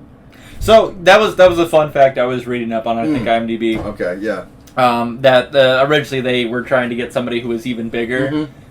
But then... When you said that, I thought about Hagrid in Harry Potter. Do you remember that? Hagrid's the girlfriend? Yeah, it was King of Goblet of Fire, where, the headmaster from the other school... Even bigger lady. She's, 8 feet tall, and, whatever, you know what I mean? She's taller than him, and he's hugging into her like this, you know what I mean? Yeah. Which, that would have been perfect. But they found the equivalent, which is just, some Swedish, undereducated... She got the pigtails, gigantic tits... Yeah, big round glasses, it's perfect. That's what Jaws. Yeah, and especially from that scene, there was no dialogue, which is fine because as far as I understand, Jaws doesn't communicate. She didn't say nothing. They just looked at each other, had this thing, and then they grabbed hands and just yandered off. They couldn't find a woman bigger than Jaws, so they found a woman with tits bigger than his balls. That could have been. That was almost like a poem, man. For real, that was that rhymed and everything. I liked it. Thank you. I worked hard on it. Yeah. So all right. So yeah, the ridiculous uniforms. Bond knows everything. Drax, puts him in another situation where is easily escapable. Always. As is tradition. Of course, all the rockets are going off. And they say, program pitch, PP confirmed. And for some reason, I just decided I was 11 again, and that was too much for me at the time. I wasn't ready for it. With all these Bondisms and Bond using his PP so much, PP confirmed is kind of just par for the course, and you're like, oh yeah, of course they would say that. Yeah, I gotta be honest, when you guys were laughing, I was like, dude, what the fuck did I miss? Yeah. I was like that, and then I was like, back it up real quick, I want to hear that again. And I was like, all I heard was PP confirmed, oh, that's not that funny. Yeah. It's fine. I know what I'm about. Yeah. But the timing, you know what I mean? I missed the timing of it, It's all good. So, yeah, Bond gets put into a situation that he can, puts in another easily escapable death situation. In a room that just makes no sense from a utility standpoint. It's a conference room. And then everything folds down in, and all of a sudden the roof opens, and, there's a rocket ship right above. So it's a whole deal. And there's a vent, and, Bond's got his little secret gadget in his watch that he can make things explode. Vent explodes, bang on time. Gets in. Classic. They outrun the fire. Always. From the Fire's so easy to outrun. Fire's so easy to outrun. And I like how that air vent also hooks right back up into the main area of like where all the goons are. Yeah. Which sets a terrible precedent, because if there was ever just enough going down there and it has to feed through that vent, like a henchman's gonna be walking by just pushing his cart and then just pillar of fire comes up from underneath. You mind watching a couple of training videos tonight? Yeah, sure, no problem. Where can I set up? Yeah, okay, so there's like a big vent and there's a window. You can just hang out. You can drink your coffee. There's like a plug-in USB port and everything like that. Just gets oh well, let's find another guy to watch training videos, I guess. We should really move that computer. I guess he didn't get to that part of the training video. It said to move. Are you sitting near a vent? This could be a safety hazard. This could happen to you, and then it shows it, and he goes, "Oh my god!" Just happens to him immediately. But then they just make it more of like the comedy thing where he's just like burnt to a crisp or whatever, and like all sooted up and everything. And he's like, "Mwah, mwah, mwah." Yeah, and it's like, would you like to go on to the next video? Like, scoots his chair over a little so bit. now the computer's still working. Yeah. Loud chair set, like, when he scoots over. So they make it back into the... But that vent thing is hilarious. Like, that's the HVAC to the whole place. Like, why is that vent right, exactly. Yeah, feeding into another room? It's like, oh, is that the HVAC to this place? It's really even funny. Into the air conditioning. When these rockets take off, it really fucks up the air conditioning. I saw an article by, I forget where it was from, but it said that HVAC experts had a problem with the new Stranger Things season 4 because there were air conditioning units that were newer than like 1995. And it's so funny that like in 2022 we are so like hyper analyzed on like, oh well that wouldn't really make sense. Whereas in like 1979 they're like, just hook it up to the... Who gives a shit? You know what I mean? Like, no one fucking we've got cares. 4 hours to build the set and shoot the scene. I don't give a shit what year this vent came from how are they or gonna what make it back does. in? The vent. Yeah. It doesn't matter. The vent. Do you know what HVAC is? No! I don't know what that is. I pay Mexicans. I just need this next movie to come out. I need more money. I need more cocaine. I need more money. All right. Bang on time. Good thing someone turned the gravity on. Yeah. There's always a gravity switch that just like works like magic. Yeah. Works like magic. And I love their... It's like, oh. I might be a little bit... I might be pre-coming here a little bit, but I like their anti-gravity acting. Because I was like... They just move slow. Yeah, and I even said, I'm like, do you really think they're in anti-gravity right now? Because I was like, they were doing a decent job. They're just kind of like shittily... They're kind of shittily dancing. Yeah. You know? It's like they're kind of half falling the entire time. Like, that's not too bad. Like when they're holding on to shit. When they're walking, they're just kind of like waving around a little more. Like, Bond and Goodhead and Jaws are all... Because... Jaws flips, and I kind of lose respect for him a little bit. Haven't gotten to the flip yet? We're on the station. We're on this, okay. Well, because that's when... Because Jaws flips, and then the gravity gets turned off, and then... We should talk about the ultimate plan, and then... Yeah, so... Because they always do this. I honestly didn't know what the ultimate plan was until he had all this exposition. And they do this, man. So Bond's a flower expert, and he's like, oh, this flower, this is orchid, poisonous. This orchid, yeah, because Bond, again, he's a liquor expert, flower expert. Butterflies, whatever. Butterflies, anything you want to know, Bond knows it. Unless it's diamonds. That's what he reveals in Diamonds Are Forever. He's like, I don't know diamonds. I'm not a woman.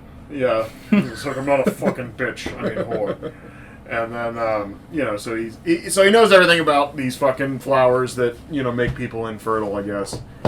And you get enough of it, you get it into the atmosphere, makes it infertile. And so you know, Drax has all these people that are of perfect genetic specimen to, you know, come up and repopulate the Earth. And so basically he was just having like an orgy on a, you know, space station is what he was doing. And I'm surprised James wasn't more down for it. Yeah, sounds pretty shit. I feel like he just... I mean, if it weren't for the, like, impending, like, everyone else being sterilized, I feel like he would have spent a couple weeks up there for sure. Yeah. I mean, he's got to do it. Acclimated with the enemy a bit. I'm surprised he didn't just flip right there, you know? He's like, there's a lot of sex going on here. Like, I like it. You know, I just stay here and I fuck Goodhead, you know, for... eternity? Yeah. Or at least until I'm 65. Go pay. He sits there for me, he's like, M can't call me up here. Yeah. I'm safe, finally. It's like, he can't make me do anything. That's really just what's keeping him in the game, is like the fact that he can't get away from phones. He's like, oh, damn it. Hello. Oh my gosh, and that'll, like, all... So in the back to the show, all of them hate their phones. Because, like, every time a notification goes off, they're just so paranoid it's going to be Q asking them, or M asking them to do something. Yeah, they're like, and they're just like, oh my god, whose phone was it? They're really just, like, antisocial and, like... Yeah.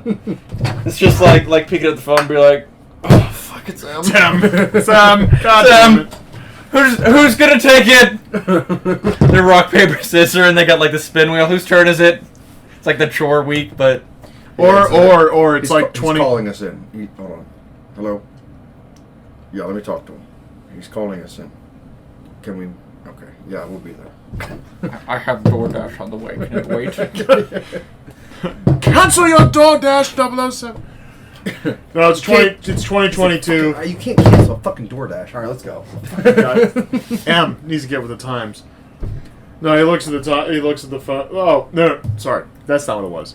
It was even though it's 2022, they still have to have. Oh, the red. Yeah, just phone. Just a standard dial phone, you know, just so they don't have caller ID. So they just like I have to answer it. Hello. Damn. Yeah, no, I wasn't talking about you. Yeah.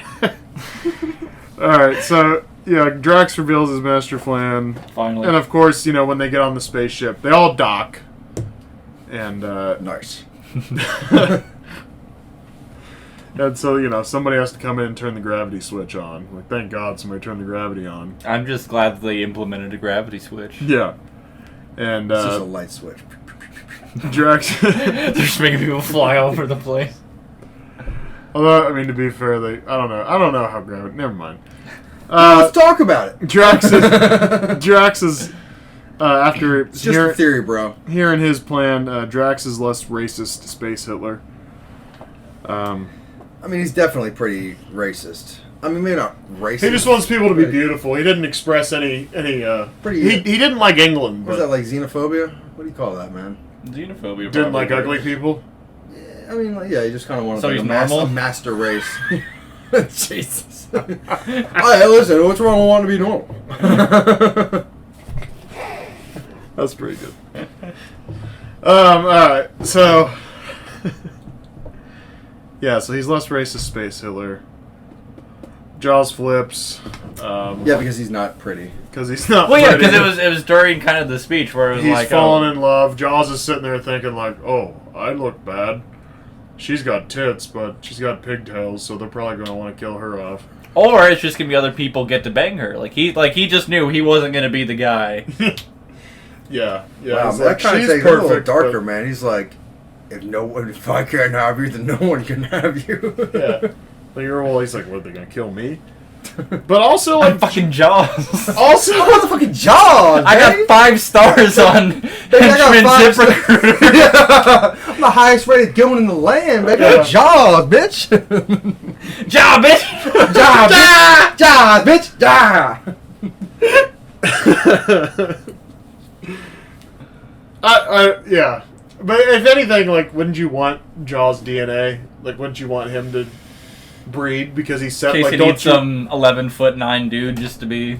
Yeah. Like, Yeah, you want Jaws to like breed with somebody. You're trying to create, like, super soldiers, but I don't think that Like, Jaws, listen, I can't. If you have this perfect paradise in the world, in the sky, you're not going to need some. Well, they want to come down and repopulate the Earth. I can't let you fuck Golden Globe. Right, but they're not. But you can come in this jar.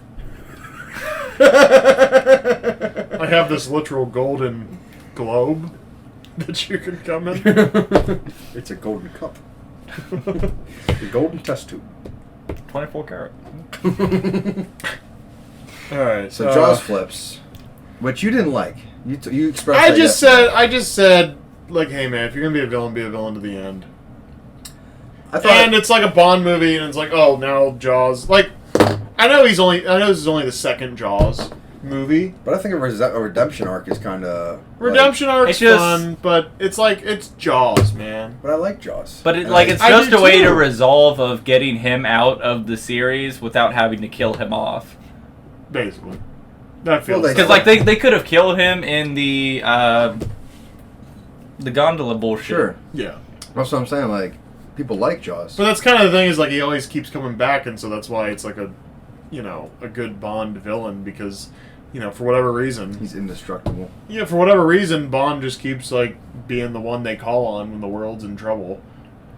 And this is the one guy that can beat his ass. You know what? Yeah. This is the duality. Jaws is good at his job. He finds somebody that made him happy, and he let everything go for it. Whereas James is dog shit at his job. He fucks everything that moves, and he's just constantly moving on with his life. Well, alone. and he let go once in Autumn I would say Secret Jaws Service. She was got actually killed, and then now he's like, I'm doubling down. I'm fucking even things that don't move. And I'm still I fucked the moon. I raped the moon. Rape. Oh. Jaws was actually like quite a hero. Also, no moonshots in this movie. Moonraker. We didn't look at the moon at all. I think in the intro thing we got some moon outlines, though. That was Sean Connery. He was like, I'm not Bond anymore. Fuck you. It's my butt. Ha ha, my butt. It's not moon. It's my butt. Oh, my butt. Yes, it's funny. She eats my butt. It's like him in that You've been SNL. hacked. Yeah, that's what I'm thinking. It's like the SNL, like, ha ha ha ha. Or Burt Reynolds does that. He's like, yeah, Turd Ferguson. Funny name. All right. Let's. Just to Yeah, put sure. a nice little bow on the Jaws thing, man. I did like. Okay. I did very much like the little Jaws redemption. Okay. His hero arc. Okay. Okay. I very much disagree. Well, yeah. I mean, I feel do you like want to get in a fist fight? Because I disagree. I mean, Jesus. I feel like it wouldn't have been a bad way to go, where it's just like after the speech of like, he's not going to be the guy that like him and the girl just like quietly escape or whatever, and then that could be it. Like they just get in like an emergency escape pod, land back to Earth or whatever, and then that can be the end of it because he was like, fuck it. he did I'm also out. speak. His only lines in 2 movies is, well, here's to us. See, I like that, man. That's sweet. I don't know. It sounds like it could be in Casablanca, and that's why I don't like it. Yeah, I think you're right. All right, so Jaws flips. We have the confrontation finally between Drax and Bond. But before that, space lasers.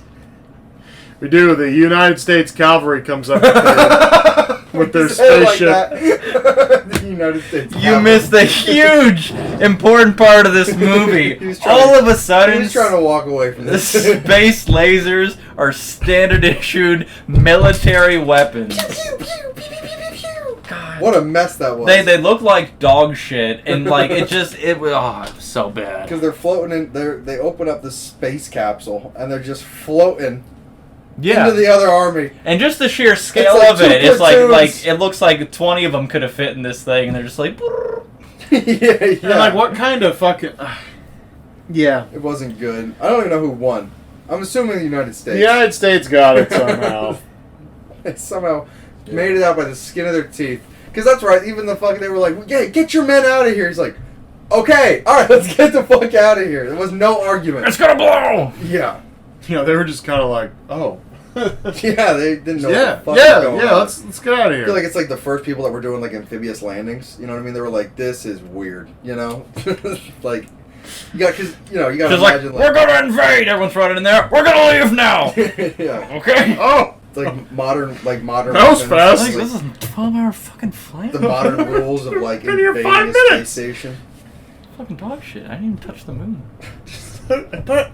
You thought we were going to the moon, right? I thought we were going to the moon. I was told we It were was going called to Operation Moonraker. I brought a couple of Mexicans with me. I brought condoms. I thought it was Moonraker. I brought. Sean, how do you keep popping up? I don't use condoms. I rape with condoms. Gotta practice safe rape. Yeah, right, exactly. Always practice safe rape, boys and girls. See, Sean would be the guy who would get the orchid thing and sterilize himself so he could just, you know, Where's that orchid? dump without... It's a free vasectomy. Yeah. My biggest problem is I don't have enough money for it. Just let me eat one of those orchids. Do you have protection? I ate this orchid once. I'm fine. I don't believe you. Well, you probably have AIDS. I don't. It's not AIDS. The orchid doesn't help with that. It's HIV. You probably have AIDS. I'm not going to argue with you. I'm not here to argue. It's HIV. You don't understand. I'm sterile. I'm fine. But I can't get you pregnant. Who cares about AIDS? Fast forward to 1985. I am very much worried about my AIDS.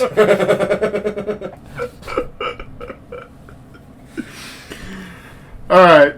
The United States Cavalry. Drax and Bond have their final confrontation. Drax backs up, finds a gun. Drax could have just killed Bond right there, but of course he's got to have a conversation about More it. exposition. Yeah. Exposition. Hello, exposition! Yeah. Desolated Mr. Bond. And then, Bond has his little, cyanide dart, so he's like, and, he goes, and he goes, heartbroken, Mr. Drax. Kicks him out the door. Gets him out. Drill kick. And then, Goodhead comes by. What happened to Drax? Like, he had to fly. See ya. that was a throwaway Bondism. Yeah. That was a throwaway. The only words Jaws ever utters, we covered that. Okay. I got one question before we get the final Bondism, because that's how we wrap up the movie. What is... Because Jaws and Golden Globes make it back down to Earth. Because we think, because Bond... There's a moment there where you're like... because Bond's like, they'll make it. There's only 100 miles to Earth. And then the space next station frame is blows up, literally... and you're like, rough. I don't know. I think they're all right. They'll be fine. They died, right? It's still No. It's still 100 miles. Yeah, no, because then in the control room they're like, we picked up, escape pod with a very large man and a blonde girl. Okay, all right. Okay, so they didn't die. They made it back. So, what does Jaws do when he gets back down to Earth for work? Because he's out of the henchman. Oh, game. he does Uber Eats. He does Uber Eats for like 6 years. In 79. Yeah. What's he do in 79? Well, as a 5-star henchman, he actually has a very well done pension. So whenever he... Is there a pension or is there no pension? I'd like to think that Jaws the is evil actually... underworld, and actually every evil empire he's worked for has actually gone under, and his 401k went with it. So he actually has no retirement, and then actually being a 5-star henchman. He's the DoorDash driver that the Bonds have to deal with all the time. Nice. I'd like, but he's got the 5-star ZipRecruiter. And now it's just a henchman 5-star DoorDash rating.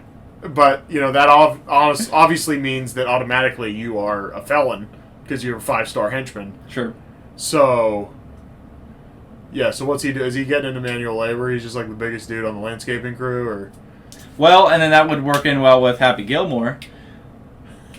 Hey, he runs a construction company. There you go. Yep. Hey, actually, man. There it is. That worked out. It's all one universe. Happy Gilmore and Jane Bond. Happy Gilmore and Moonraker are connected. Bet you didn't know. He runs. You a heard it here construction first, company. folks. I'd like to think Jaws is really good with his money though, and has a Roth IRA set up, and he's Right. kind of just living off. I'm the putting land this all on with Microsoft. his new wife. He has a bunch. Dude, Jaws invested in Microsoft. But then he gets the divorce, loses all the money, and that's why he's the delivery driver for the bonds that they have to do. Yeah. Man, because I love it. This show's writing itself. He got it because he got like addicted to like gambling or something. Yeah. And she also divorces him because like that was the first time he'd seen that much boob. Yeah. It was when he saw her, and then he went to Vegas, started gambling, and then there were just boobs everywhere. He realized it was like a loveless marriage anyway, and it was all just... It was just based on, like, he's like, oh my god, your tits. And she was like, you're really tall. I bet there's a huge cock under those pants. And secretly Jaws... Is that your cock at the bottom of your pants? Jaws is actually really, like, intelligent, and she's, like, really stupid. So, like... Jaws incredibly smart. That Roth IRA is, like... Yeah, he feels, like, kind of, like, lost. So he, you know, starts gambling and, like, finds meaning in that. And drinking. tits. And, yeah, exactly. And, he, you know, she divorces him. But, like... all his money that he made, he's just been like enlarging her titties every year. So like, she has like these gigantic, oversized boobs, and she divorced him. I think it would be pretty comedic to have this. That's good. Like, remember Dog the Bounty Hunter's wife? Yeah. Yeah, kind of like something like that. The Don Juan Bonagos on that girl. Oh yeah, oh yeah. I think they portrayed her in South Park, and she's like That's literally just like, all tits. That's what I'm thinking of. Is like the South Park character with her face like up here. Yeah. And Jaws still can't find any meaning. yeah. Bear Mason. I know, like, no South Park, but I know that. Alright. So, then the last Bondism movie, this is how they end the movie. They take out the, sterilization pods that's going to sterilize the Earth. Handy laser action by Bond. And, Rule of Threes took Rule place of a lot. Threes. On the third shot, he got it. There's 3 to destroy. All that. So then they get live footage from the Moonraker shuttle. And they go, my god, what's Bond doing? And of course, they're in the back. They're wrapped in a sheet. Shagging. He's zero gravity. Banging. Zero gravity banging. And of course... you think they bang on the space station? They'd have to. If there's anybody there. If there's, No, I'm talking about like... You're talking like any... I'm talking about real world, like... No, I know that's what you're talking about. I'm just saying, like... What are they gonna do? Don't have sex on the space station. Right. Like, Yeah, well, right. I'm gonna have sex on the space station now. Yeah, true. Like, why Cum did you shots say that? flying around. Yeah, that's what I think it'd be kind of tough. No, to catch it! Can't get pregnant in zero gravity. Baby. It all just falls out. God. Alright, so... By the way, is this going to be like a new trend to watch James fuck at the end of these movies? Because this is like the second or third time. Oh, it's more than the second or third time, yeah. That's what happens, yeah. Well, I mean, like, because usually... He's like, always they in, float like, away a... on a boat or... Yeah, and bang. Right, but I'm saying they're like No, legitimately like there's a group of men like let's see what James is up to, and they turn on the TV and like no he's fucking like or like they look through the window. This only happened a couple of times where I mean of course No, you're right. before it was like an entire cruise ship was like Bon Voyage and he's like yes Bon Voyage. He lets go of the rope. Yeah, thanks. Yeah. Elbow deep in this But girl. this is like only the second or third time that like a full group of like high the higher intelligence has been like. You're right. Yeah, I think it's Spy Who Loved Me in this one. They're like, what's he doing? Right. What happened in Golden Gun? It's kind of, it's fair, because he's a fucking cretin, but, Yeah. it's just a little... It's odd. It's a little odd. I don't know if I want to see that again. We'll see what happens in For Your Eyes Only. But, they go, my God, what's Bond doing? And then Q says, I think he's attempting re-entry, sir. Nice. Fucking dynamite. Best Bondism of the movie. Yeah, dynamite. Re-entry, exit. Re-entry, exit. Re-entry, exit. Exiting orbit. Alright, we're at 2 hours. Jason, what would you rate this movie? I would rate this at maybe a 5.5 or 6. It's got things that I like about it, but I was really struggling. Out of 7? Yeah. out of 10. I was really struggling to get a lot of things that I liked out of it, or to get longer than a couple minutes of something I liked out of the movie. It was all just very broken up between weird sequences. Once we got to space, I was very not feeling this. So not into this anymore. That's New Hope, more like Lost Hope. I'm of the I like saying what cuts we can have. Like, I think there's an hour cut of this movie. Where it's just like, we're done. When he's like... I feel like we should have sabotaged the spaceships taking off completely and never left Earth. But then we wouldn't have played into Star Wars. But yes, I see what you're saying. Yeah, no. Like, literally, when you're at that hour point, and Bond's like, I gotta go to Rio, and there's another hour left, and you're like, no. That feeling. I know that feeling.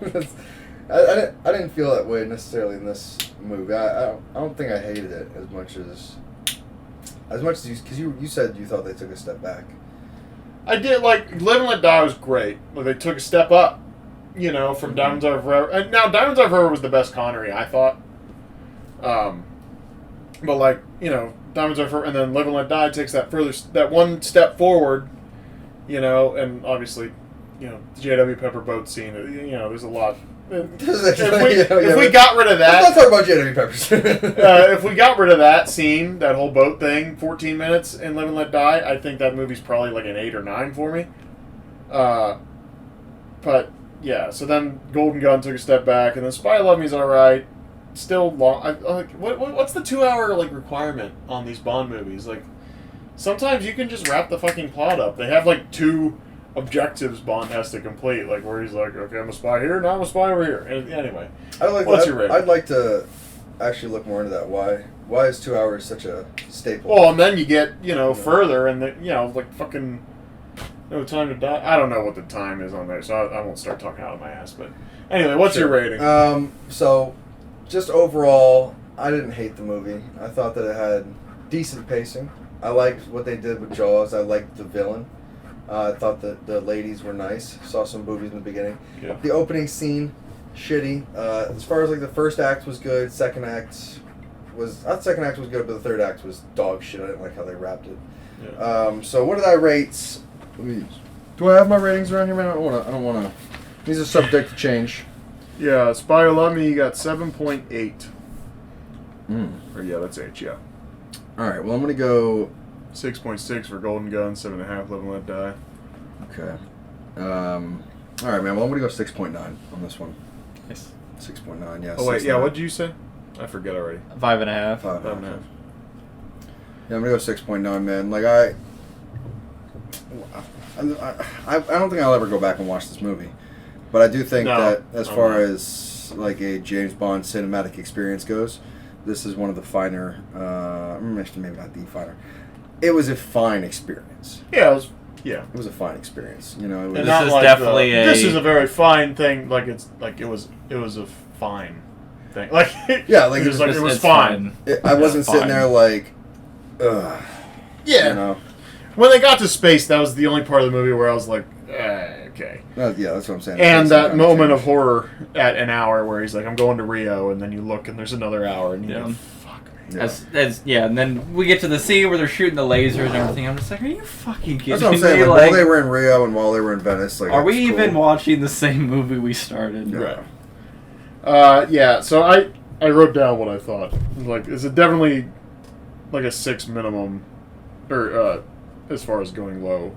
I think I'm gonna stick with 6. I was really mean to Honor Majesty's Secret Service. I'm realizing I gave Honor Majesty's Secret Service a 4. It wasn't that bad. Like, this movie wasn't 4 level. But I don't know. I just felt like we started the Roger Moore series off with such hope. Live and Let Die was awesome, and then they put this movie in front of For Your Eyes Only. Because they're like, hey, space, so hot right now. So because of space, most of the rest was like entertaining enough, but because of the space part, it's a D for me. So I'm just gonna give it a straight 6. It's fair. That's real fair. I was just looking at how we gave. I see that we gave Dr. No. You gave it a 1 Yeah, we started out with like out of 5 on the first one, and then we took, like you were the one that was like, we should do 10. And now I've kind of moved past numbers, and I'm like, I'm going on letter grades, but for Bond, I'll continue doing numbers. Sure. But then all the I remember other in one of the conversations I talked about how we needed a chart of conversions. So like a 5 out of 10 equals to this, equals to this. Yeah, because, I remember that started because we were talking, like, the Austin Powers thing, where I was like, I give it a 9 just because of the comedy and, like, the effort that had to go into, like, how many Bond references are in that, and how much effort that took. Like, no, as a movie, like, it's not like, oh my god, it's the best movie ever. Like, I'm not. No, but like, as a comedy, as a parody, like, this deserves such respect. Yeah. You know, and that's why I said, fuck it, I'm going 9. I remember what I gave Austin Powers. It was a 6.9. Man, now I'm kind of rethinking about everything here. That kind of makes me rethink everything. Write down I don't think you wrote down Austin Powers. I didn't. But yeah, I'd have to go back and listen to that one to see. But yeah, but it's interesting. I'll go back and listen to it and write it down. I would probably not go back and watch Moonraker, even though, man, I might have to give Moonraker a 6, man. No, like, yeah, I'm gonna go back. I'm gonna go back on my number here. I'm gonna go Moonraker 6.3, if that's okay. Okay. I mean, yeah, I wrote it in pen. That's cool. Well, I mean, you can just slash it out, initial it, and then. You have any white out? Yeah, make sure you. I need some yellow out. Oh, you're right. Do you have any urine on you? You know, they make like the tape things. You want we just 6'6"? get one that's. No, I'm going 6.3, man. 6'3". 6.3. Yeah, 6.3. Okay. Yeah. Sure, that decimal's prominent. We got it. 6.3. Yeah, we'll It's know. not 613. 6.13. I give it a 3.14, Okay, pi. 58979. I give it pi. Yeah, Yeah. I like that. All right, we are at 2 hours and 4 minutes, so Okay, we're gonna end this. Where can they find us? On the universe? Spotify's, the Apple Podcasts, the YouTubes, the whatever, wherever you get your podcasts, and if it's not there, where you look, fucking email us at consequenceshotline@yahoo.com, or say we're stupid on @consequences1 on Twitter, and hit the bell icon. Oh, yeah. and all that Subscribe, shit, hit the bell You like icon. saying that? Yeah. Oh yeah. Sorry. Let me do it again. That was your Subscribe, thing. hit the bell icon. Make sure you smash that like button. Thanks so much for watching. We might. I think honestly, I was thinking about this lately. I think it might maybe get us a TikTok, man. Yeah. Maybe. If you run it, do it. Yeah. I mean, Yeah. We'll think about it. Huh? Yeah. Yeah. We might get it going. We'll be back with For Your Eyes Only. So, thanks for listening and viewing. See ya. Goodbye.